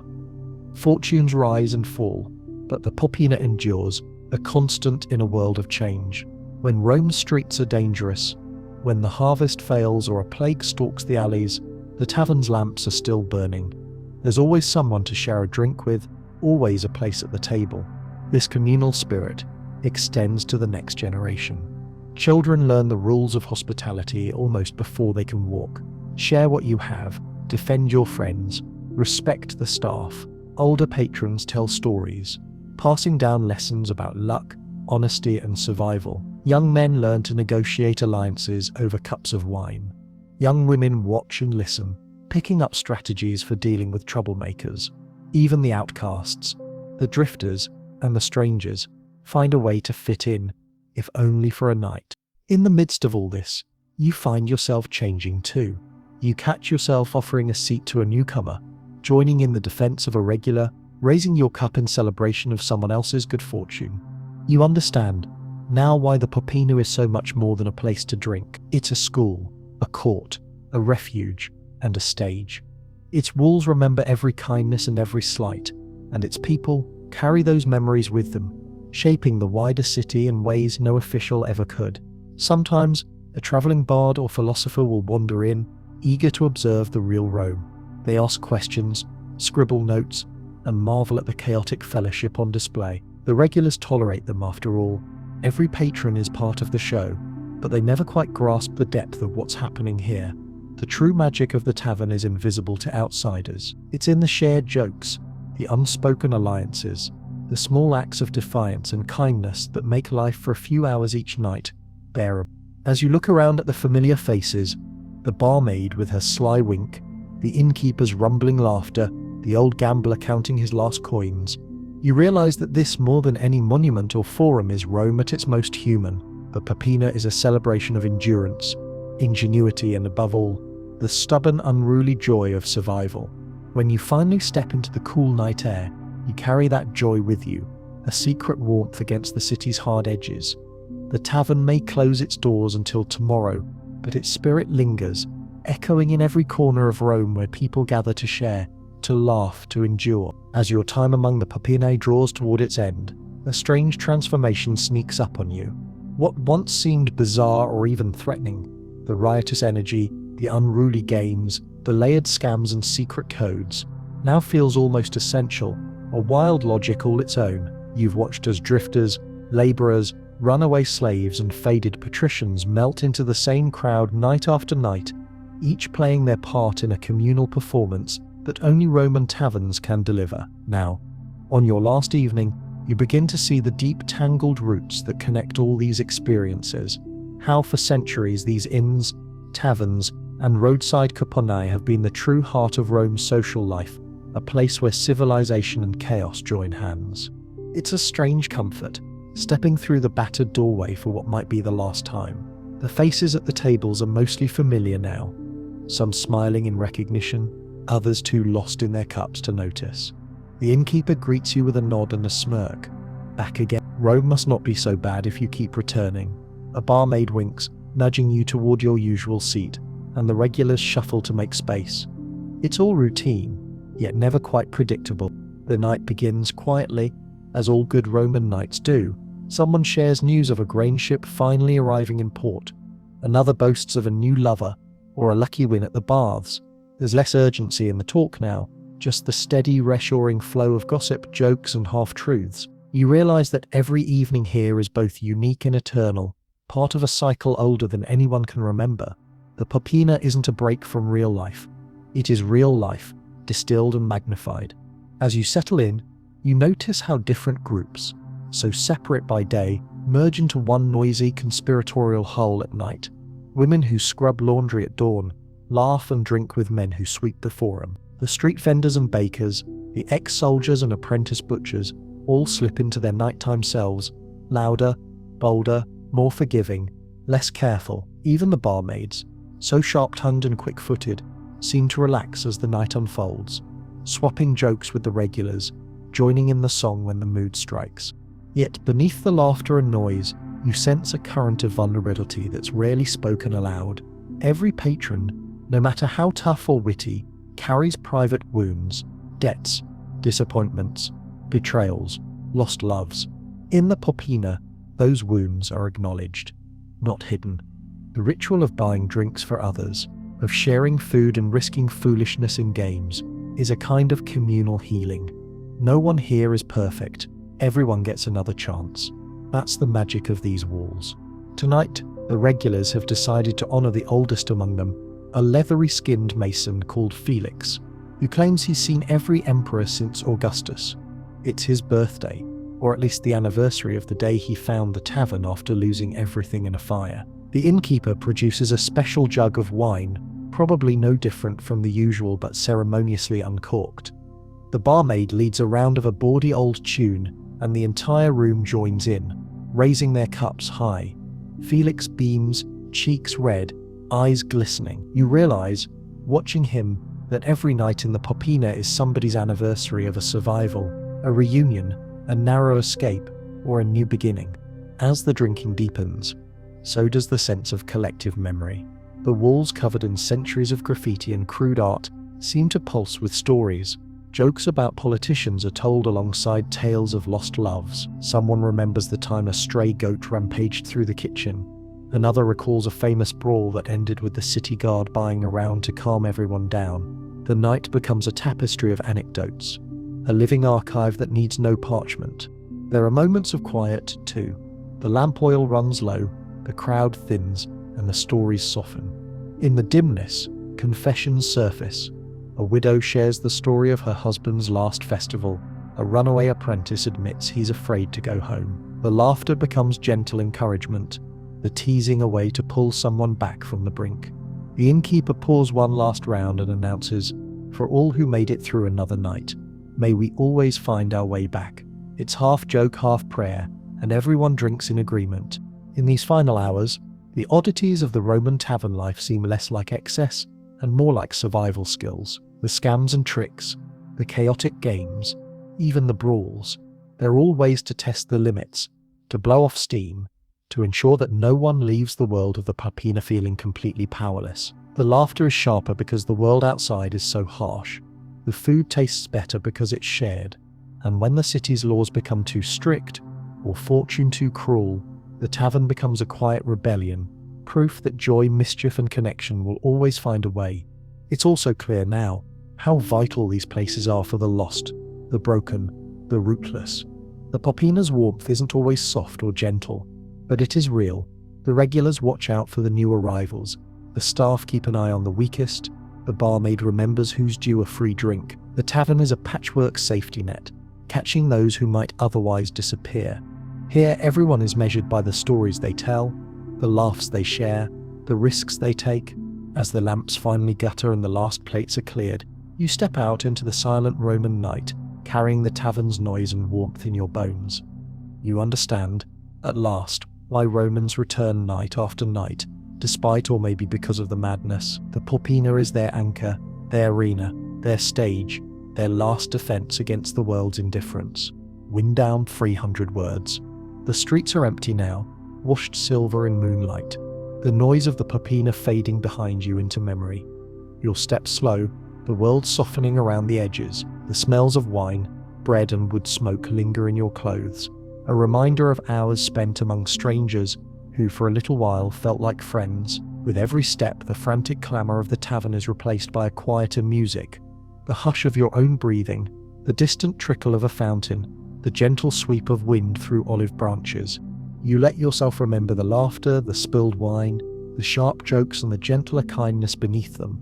The faces of the regulars blur and soften, their stories linger, curling through your thoughts like old melodies. You feel in this stillness the comfort of belonging, not just to the tavern, but to the endless thread of humanity that ties all wanderers, all survivors together.